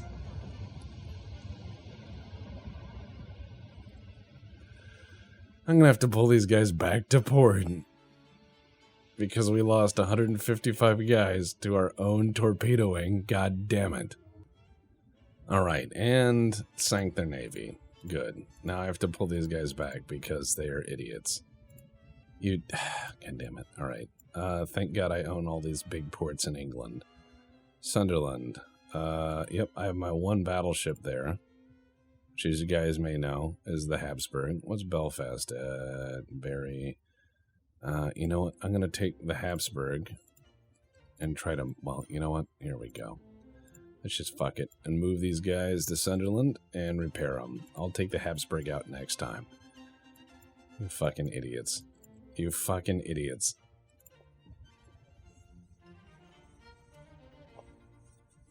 Alright, it's January of 49. 1 year to go. 1 year to go. Japan's starting to suck up because they don't want to get murdered. And I understand. That's reasonable. I'm having to bring my navy back to port to fix the torpedo holes that we put in ourselves. God damn it. That is gonna take forever. You idiots. But I think that the future of this world is going to be fairly interesting. This is where it starts to get into strange real. I don't know why these guys would still continue to be willing to fight me, but they are. They've tried to surrender a few times, but meh. Oh, cool. Nope, they sank my sub. So they sent a cruiser up there to do some damage. Oh, it's that guy. But yeah, they are getting blockaded. The Soviet Union is not doing so well. I would love to join my territories, but I doubt my armies are going to be able to do that in the time we have left. I would presume that is only a matter of time, though. My armies are vast, massive, and terrifying. France is slowly gobbling up Germany. This is an interesting world state. I don't think that which remains of the Soviet Union is going to be very successful, but I also don't think that the Austro-Hungarian Empire would be able to sustain all this. I think it would collapse under its own bureaucratic incompetence. Oh, cool. Super mine layer submarine. Neat. Oh. We're starting a ground offensive against Spain. Well, we are sending in a giant army, but I doubt it's going to work. We'll see. Submarine, cool. Maybe we might... Nope. All right, here's what I'm going to do. I'm going to move my sub-fleet, and I'm going to retire it, and I'm going to build a new sub-fleet, because these subs are very old now. And I'll just put all these submariners on newer submarines. The bubbleheads will finally get an upgrade. I'll base them out of Belfast, so they can have access to good beer and warm food. And that is what generally sub guys need. If you get into the submarine service people, they're more than willing to fight Godzilla. All they need is some decent food, some shore leave, and some booze. And they're typically good to go. A lot of them I know are very resilient, and they don't seem to require much. So, sub guys, recalling all submarines, you're all going to get retired. All your submarines are old and sad, and you know it, clap your hands. And we're going to build a new modernized navy of submarines based on the lessons we used fighting several navies with old submarines. And I think you'll be fine. We also just took Lithuania, which is neat. So, yeah, as long as the sub guys get good food and decent care, and, you know, plenty of vitamins, they typically do all right. They also typically need some accommodation time, because yeah, it turns out being inside for that many hours, looking at something that's maybe 20 feet away at most, drives them slowly crazy. And that does happen with your submarine fleet. You need to give them some time to adjust.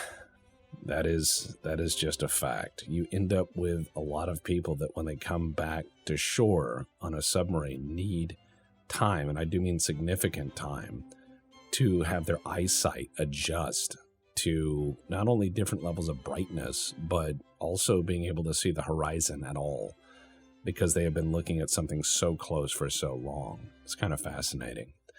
I don't see many large naval combats likely to happen at this stage. Oh, they sent us an ultimatum. Looks like we're maybe at war with Japan. I don't know. Yep, we are at war with Japan. We are at war with Japan. All right, let's see. Nope, they sank. All right, that's fine. So we're at war with Japan, even though the game hasn't updated to show that yet. And that's fine, because I have fleets that are ready to go. I know the destroyer fleet, quote unquote, is not ready yet, but the other fleets are. The ones at Pearl Harbor, the ones I have secreted around the world, and yeah, they are ready to go. So let's get into the submarine fleet, and you guys are all fired. Not fired. We're gonna get you new, better boats, and you'll like them. The guys in Manila have never had to fight anybody, so they're probably like, thank fuck, I could only imagine taking a World War I submarine into the open ocean of the Pacific. I think that would be terrifying beyond terrifying. I think that would just be absolute terror incarnate. We have one left in the North Sea. It is almost destroyed. It is in a really bad spot. So he's headed home. And then we're going to go into our fleet operations, and we're going to go, well, I guess we're at war then. And I'm going to take all my cruisers here, and we're going to go to Japan. And we're going to send those guys there. And they're going to meet up with the Cartagena Squadron, which is going to go again over here.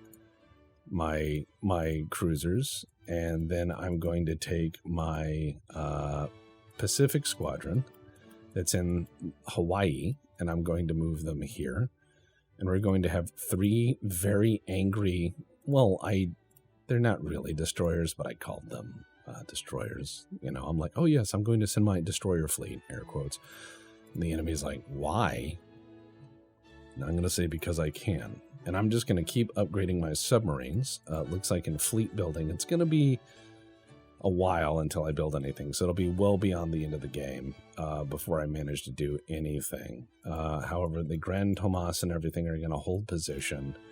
And I'm going to take the battle cruisers I have, and I'm going to add them to my blockade here. And I have one that's going to be repairing probably till the end of the game.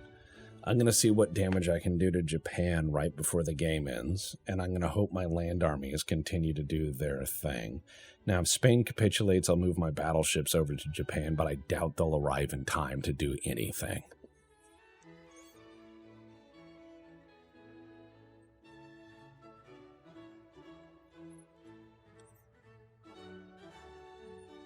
I seriously doubt they'll arrive in time to do anything. This is like the far side of the world for them. This is not going to go well. For them, that is. Unless they've built a very effective destroyer squadron or crazy super fast ships or submarines that are peerless. Like if they build a giant submarine navy, I think that, all those things could challenge me. Because the Germans, as you saw, did challenge me. That was a really good fight. They had really fast ships with very accurate guns that were capable of just great destructive power versus me. And the Royal Navy before that built ships that were incredibly tough with really good gunnery. So it was a slog to fight them. Soviet Union. Yep, they just, nope, fight to the end. That's what you get. And I'm just going to hit auto-resolve, and yeah, okay, they lose. You know what? Auto-resolve. Yeah, I took some damage, but I just sank his guy.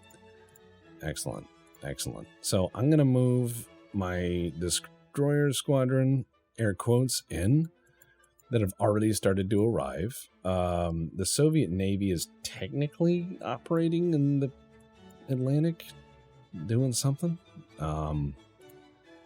I guess they're trying to, go out there and be like, I'm hurting people. And I'm like, you're doing it. You're a scary guy. Oh yeah. Some of my light cruisers got a bit banged up with the Japanese, but that's okay. Let's see. We are getting there. All right. It's May of 49. It is now June of 49. I'm pretty sure if I have to ask the Spanish to surrender, they would. I know the Soviets would probably desperately accept. But no. I want more territory. I want it badly. Now, the Spanish are building ships again. I'm noticing, look, they do have tonnage there.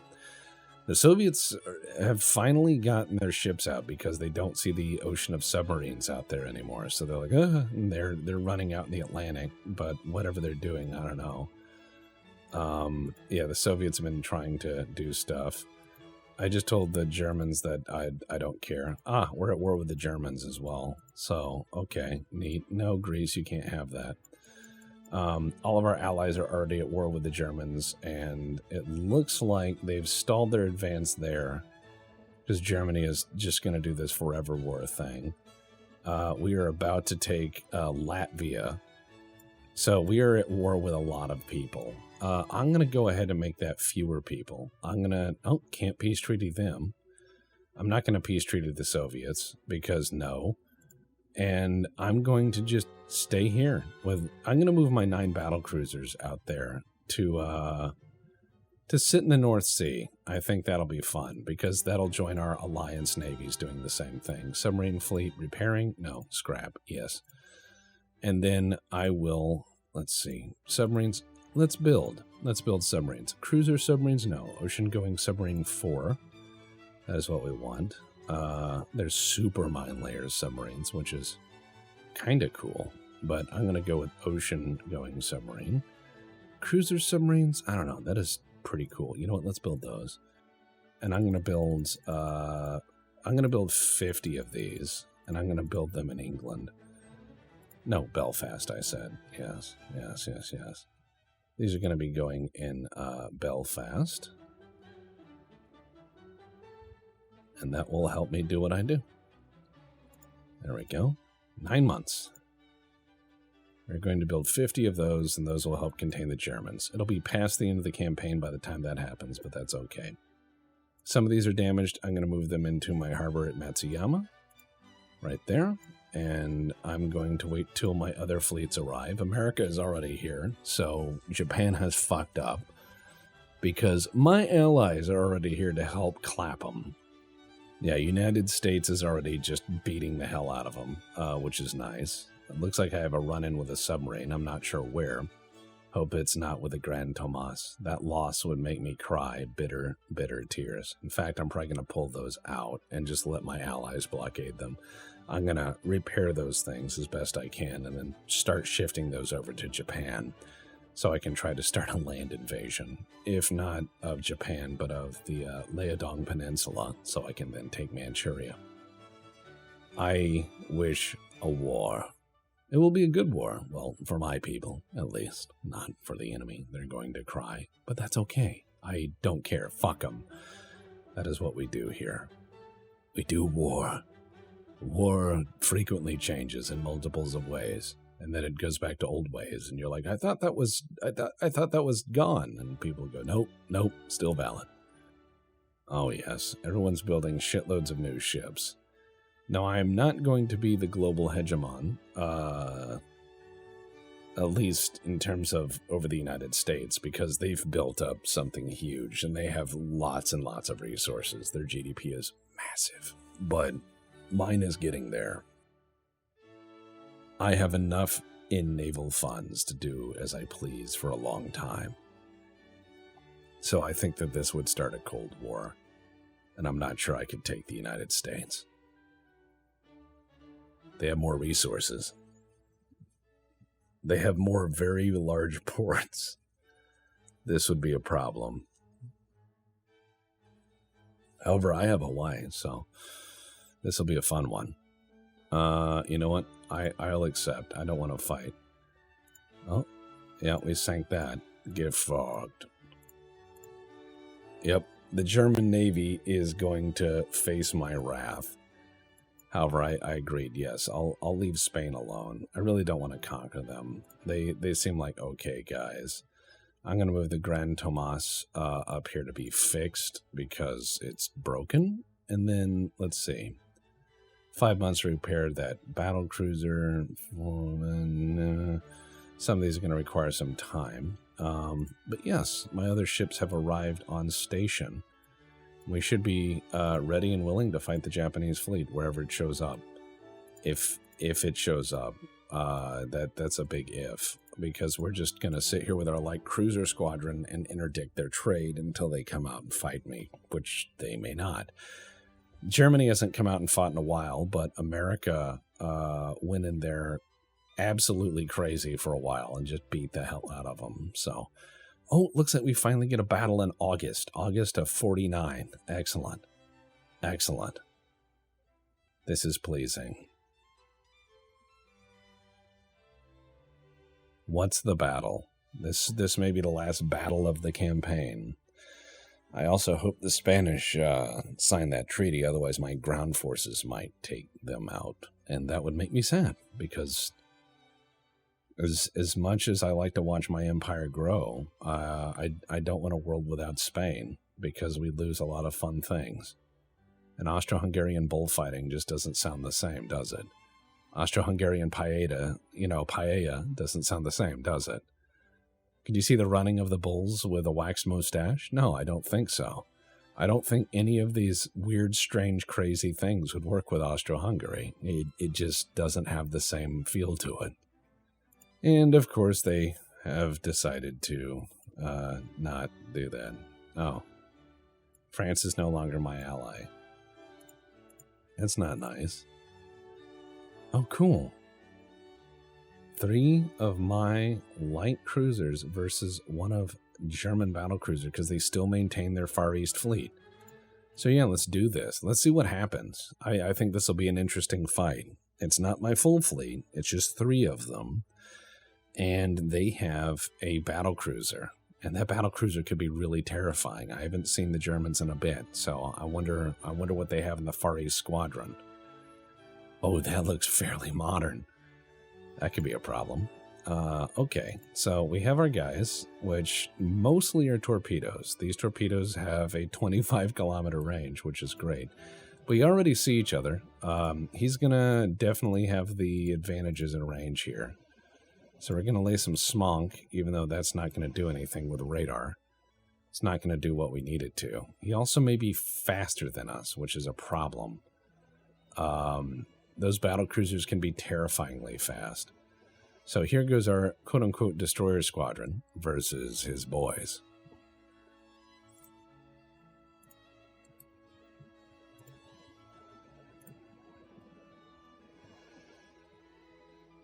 "17 kilometers in closing." All right, he's already starting to shoot.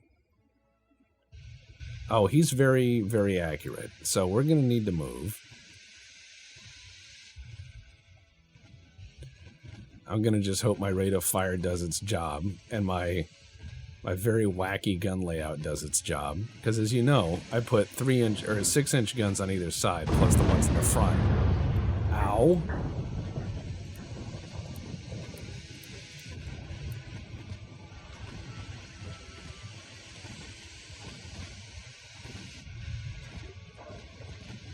First guy's falling out of formation just because of ow.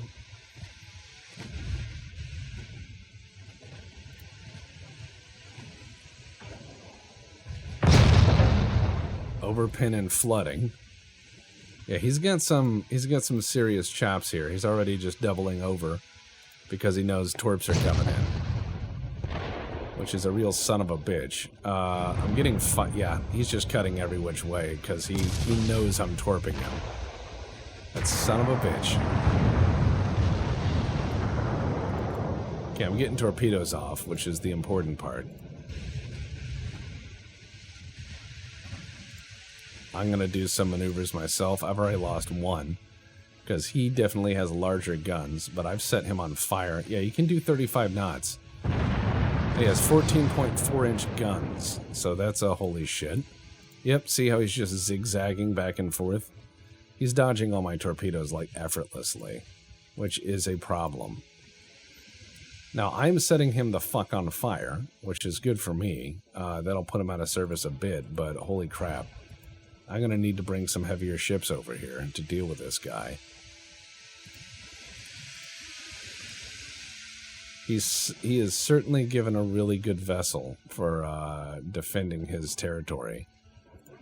I mean, even though I've got a lot of firepower here, it's not enough. And I will cause this ship some damage. I will make him take it to repairs, but I'm not seeing anything that's... Oh, wow. He's just orbiting the ship that is damaged beyond fixing. Please detach from the formation. No, he's just going to do donuts. Excellent. The game does this sometimes. Please don't hold formation with a ship that's broken. Thanks. I'd appreciate that.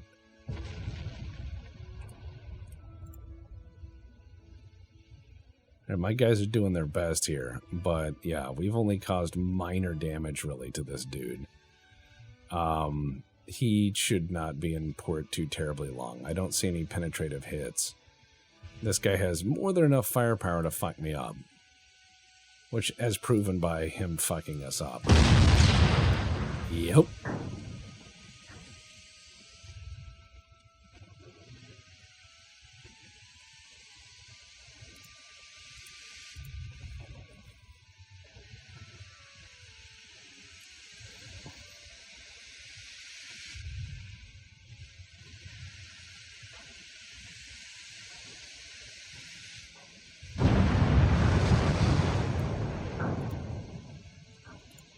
I'm going to lay some smoke. I know that's more for my sake than his.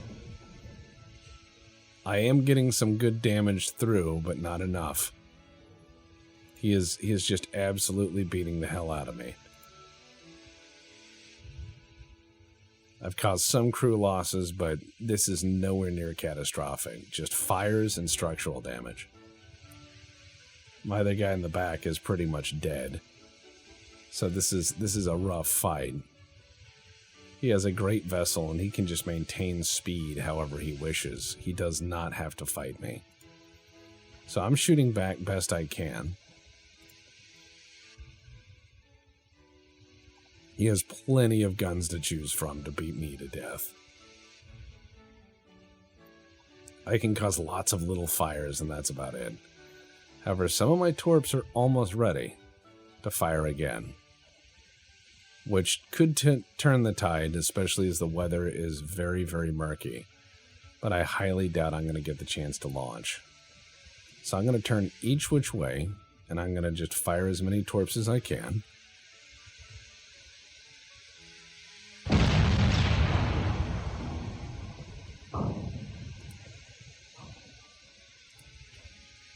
Alright, we just fired those. Nice big wave of torps going out.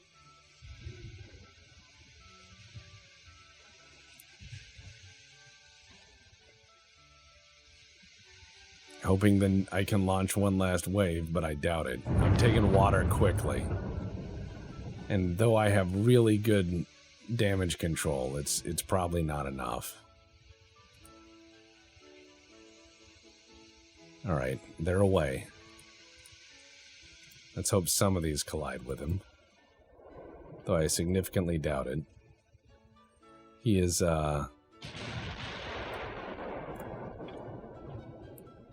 he's pretty much just been pockmarked by me, but nothing catastrophic. And there goes the torps. So those missed. He's just styling on us now. He doesn't have to play. He's just choosing to. And this thing is just cruising.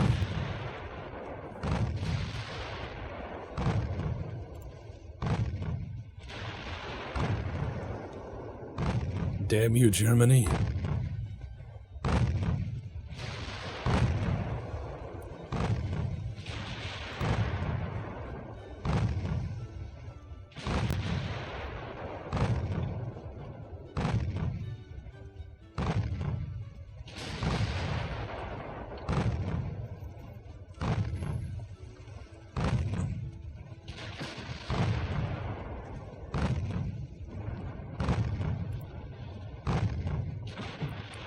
His rate of fire is heinous. Oh my god.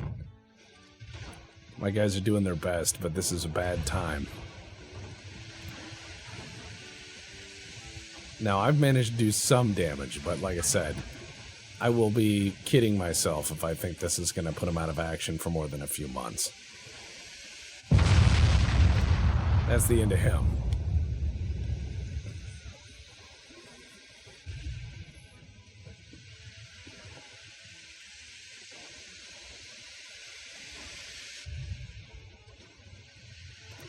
Ow.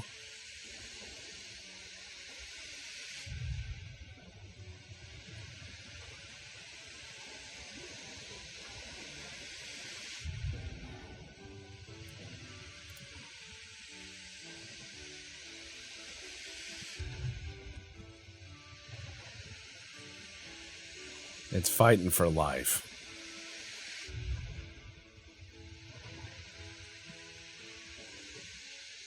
It is really fighting for life. What a brave ship. Not a smart one,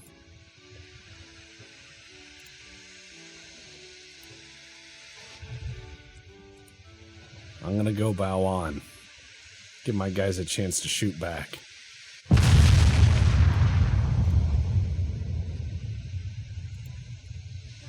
Just going to keep fighting. Never give up the ship. I doubt I'll do much more damage, but I'm gonna do my part. Just keep swinging at him.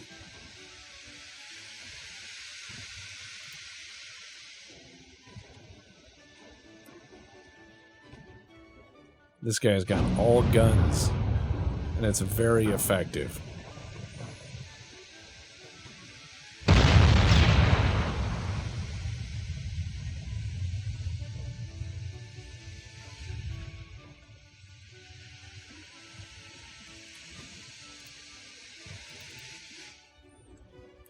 I mean, we're starting fires, but yeah, it's not enough to bring the guy down. Unless he has a catastrophic ammunition handling problem.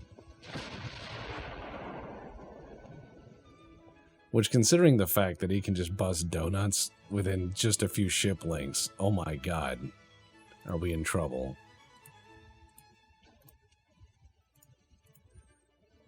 I mean, I can cause some fire. Now, some of these fires have been burning a while, enough to cause him crew.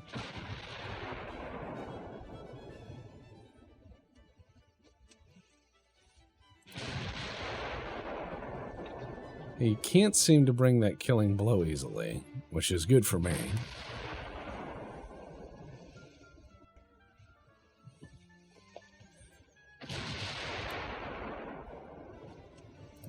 Oh, he got me.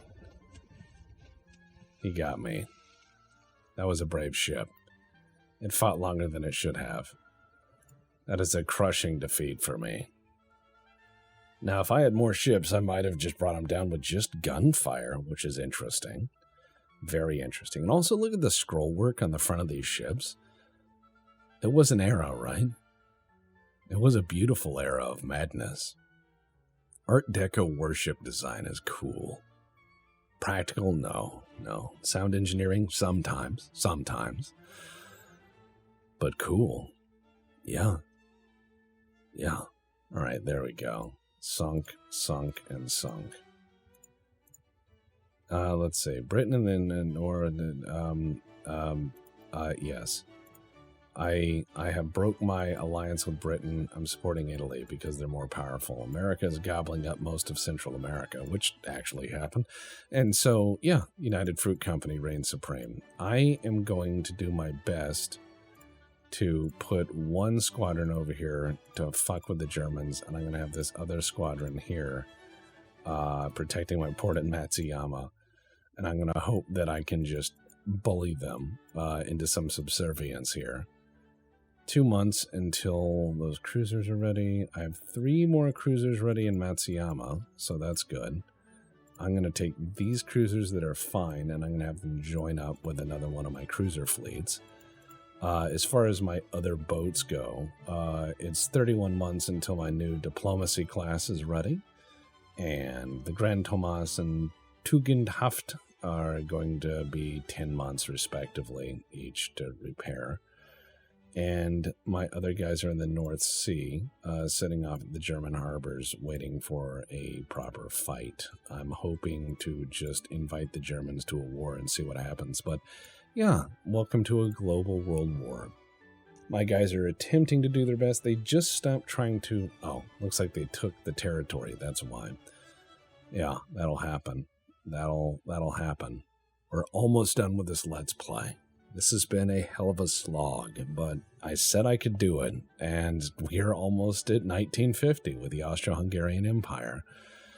I could keep going, I could keep fighting, but I think that this is a good cutoff point. I think I've determined the course of politics, at least. And yes, I do believe I could defeat each of these nations in turn. The only ones I think I would have significant problems with are the French and the Americans. The French because I share land borders with them, and they have a rather good navy at this point. And the Americans because they are so fucking wealthy that they could rebuild their fleet 100 times, and they have so many ports that they could do so efficiently. So I would have to make sure that I maintained a very winning record. Otherwise, I would lose everything.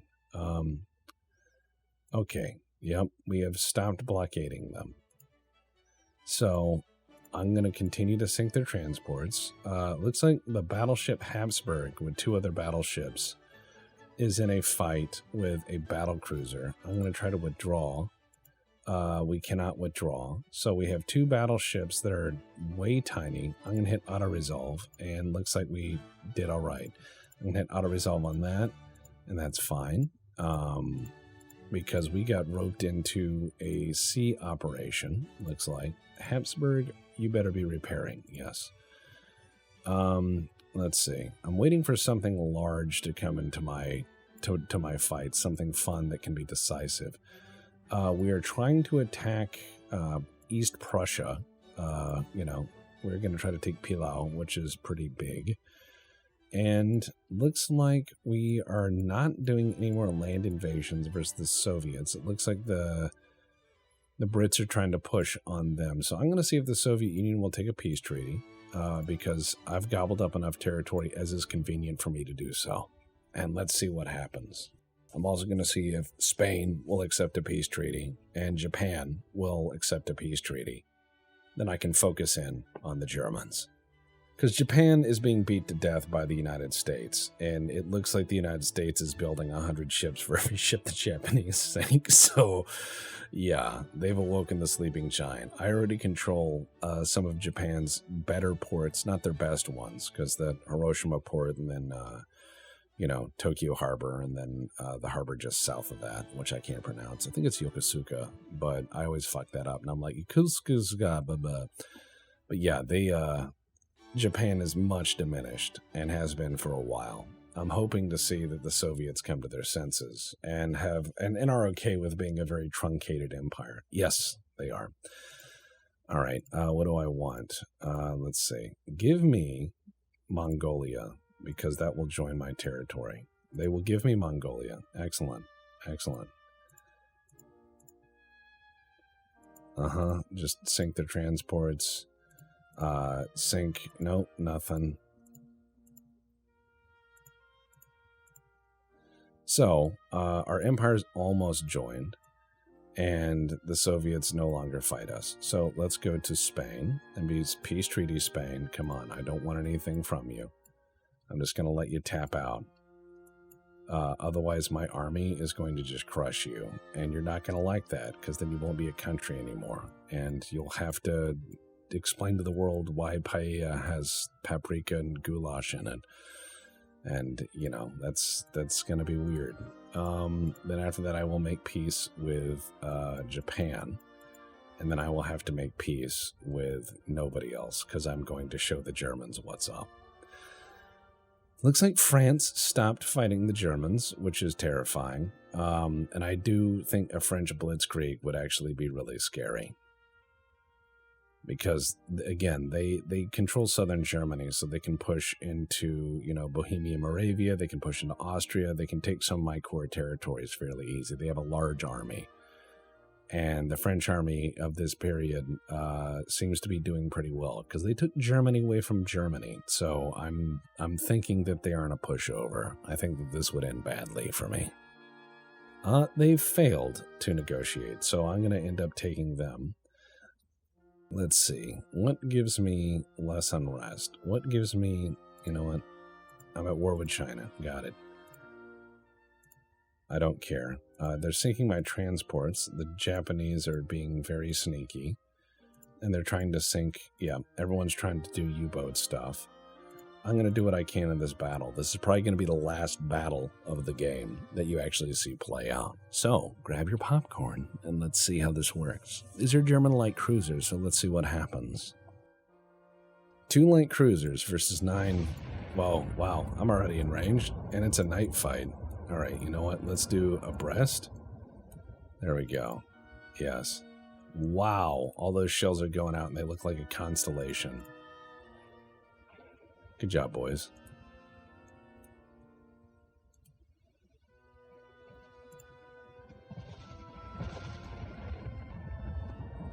Yes, my destroyer fleet. Already landing hits.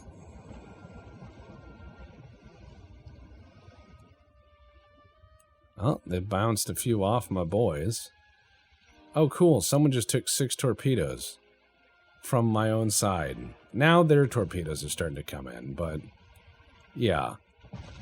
Good job, guys. You deserve whatever fate you get. And my torpedoes are going out like crazy. Not sure if I actually need to. With the weight of gunfire coming off these things, it's like a fire hose. Yeah. Yep. No, go ahead. Bonk. Doesn't do a lot. No, bonk. Not a lot. That did a little more.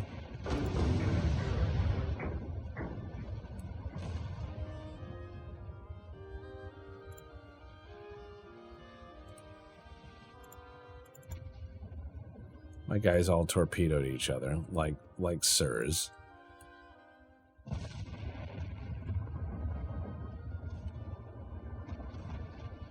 Exuberant torpedoing of selves seems to be kind of our thing. And the enemy shoots the occasional torpedo back, but we're the real hazard.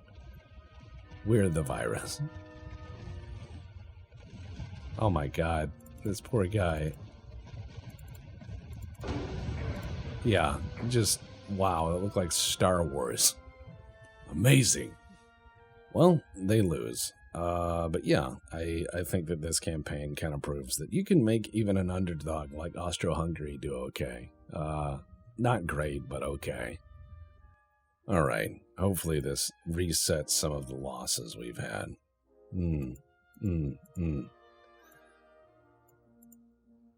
Alright, let's go into... who else were we at war with? I forget. Looks like Japan isn't really willing to do anything yet. Germany's counter-invading England, so that's fun. Wow. Yeah, they actually have a much larger army in China, which is crazy. So Austria-Hungary is almost connected. Almost. I could have taken Finland, but that sounds like a really great way of having an insurgency that will just murder everyone. That doesn't sound like a fun time. Let's see. Habsburg is still damaged. And, you know, the Grand Tomas is still damaged, but we're about to take Western Spain, so Spain will stop being a problem fairly quickly on its own. However, so far, Germany has definitely done better versus me than I have versus them. Their Far East squadron is no joke, and I'm going to do my best to make sure that I can at least strangle them out of here a bit. It is December 49. One more turn, and we'll hit there. No more refits being done. And repairing 3 battleships and 2 light cruisers. And we're building 50 battle cruisers and 50 submarines. Now, as you can imagine, my next big fight would probably be versus Germany. I'm going to make sure to invade them. I would probably be trying to take this part of China just to connect my territories a little better. And I would probably end up going to war again with the Soviet Union, inevitably, to take Manchuria in this, just so my empires join. I know that's autistic and weird. Just let me have it. Don't worry about it. Oh, man. That's fine. All right. Ooh, yes. Let's go try to remove this battle cruiser. I think that will be a fine ending to this campaign. All right, let's do it. Round 2, fight. All right, let's put these guys into a line ahead. Because, yes.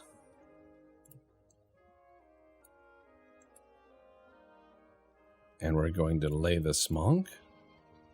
And we're going to try to get in range as all my guys just do whatever. Here we go.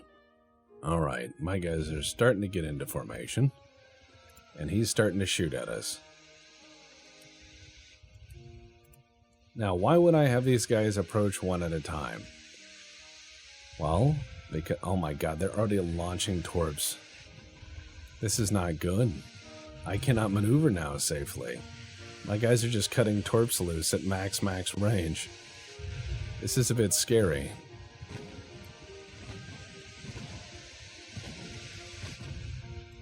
Alright, I'm hoping that my weight of fire can at least cause some damage to slow him down so that the guys who are smart enough to launch torps at closer range get some work done.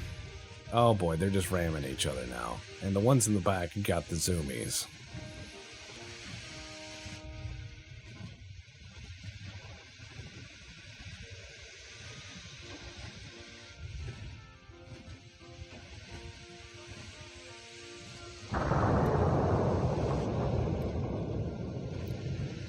All right, we're burning him down slowly.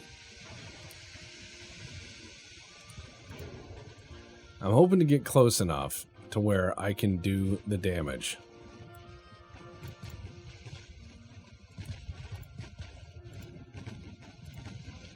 The weight of fire is helping.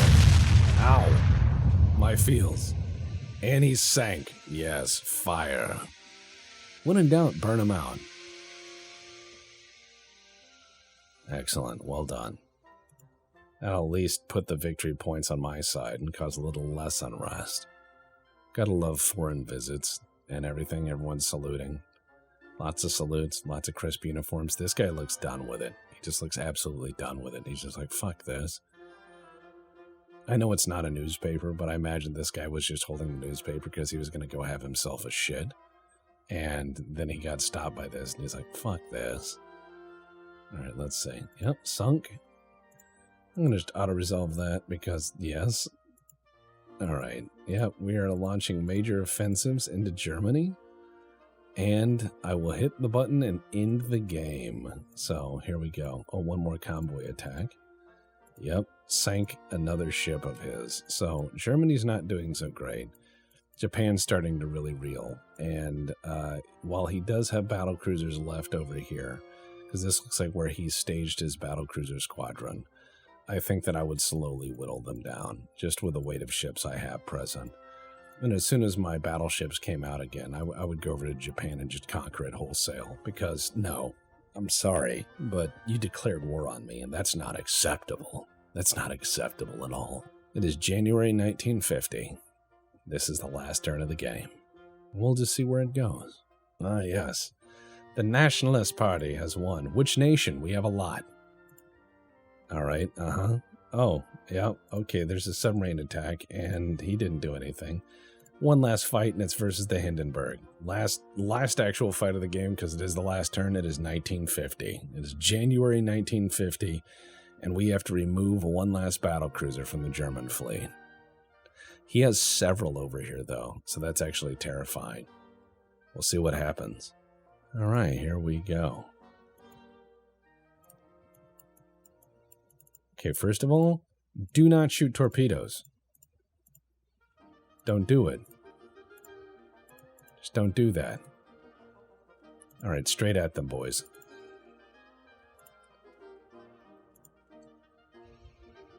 Just don't shoot torpedoes. We'll run into them. You know how dumb you are. Oh my god. Zoomies. Okay, here we are.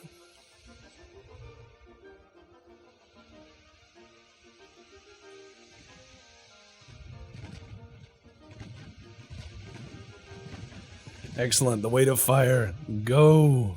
Go, my brilliant HE rounds. Autoloaders and HE. These are good destroyers, as opposed to my other destroyers, which are destroyers in the literal sense of the word, and that they destroy things. But 4 triple-inch guns, you know, using the wing guns is actually kind of interesting. Triple 6-inch guns. Triple gun mounts. Pretty nice.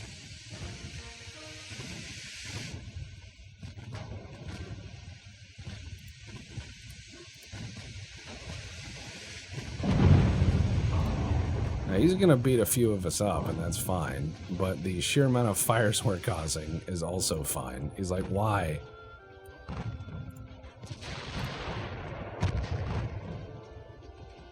Yep. Burned him down. Just massive weight of fire. Well done, guys. Well done. By well done, I mean everyone can have some extra goulash today.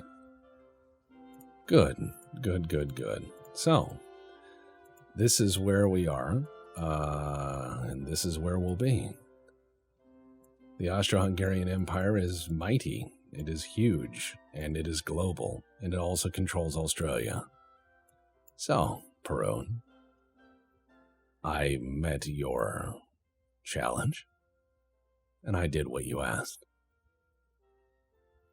And that being said, good evening, good night, good day, good morning, and I hope you guys are having a good one. Later.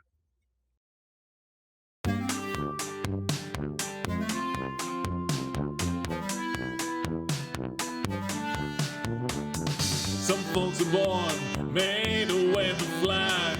Ooh, the red, white, and green. And when the band plays Kaiser hymn, ooh, they draft you for the war machine.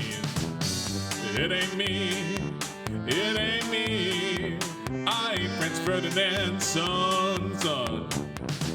It ain't me, it ain't me. I ain't no aristocratic one, no. Some folks are born 6 fingers on their hand. Lord, don't they bang their cousins, man. But when their army parades across the land, Lord, it sounds like the yards of Babel, yeah. It ain't me, it ain't me. I ain't no Habsburg son, no. It ain't me, it ain't me. I ain't no Kaiserin son, no. Oh, sorry, I don't speak German. I don't understand. Oh, that's Hungarian? Oh.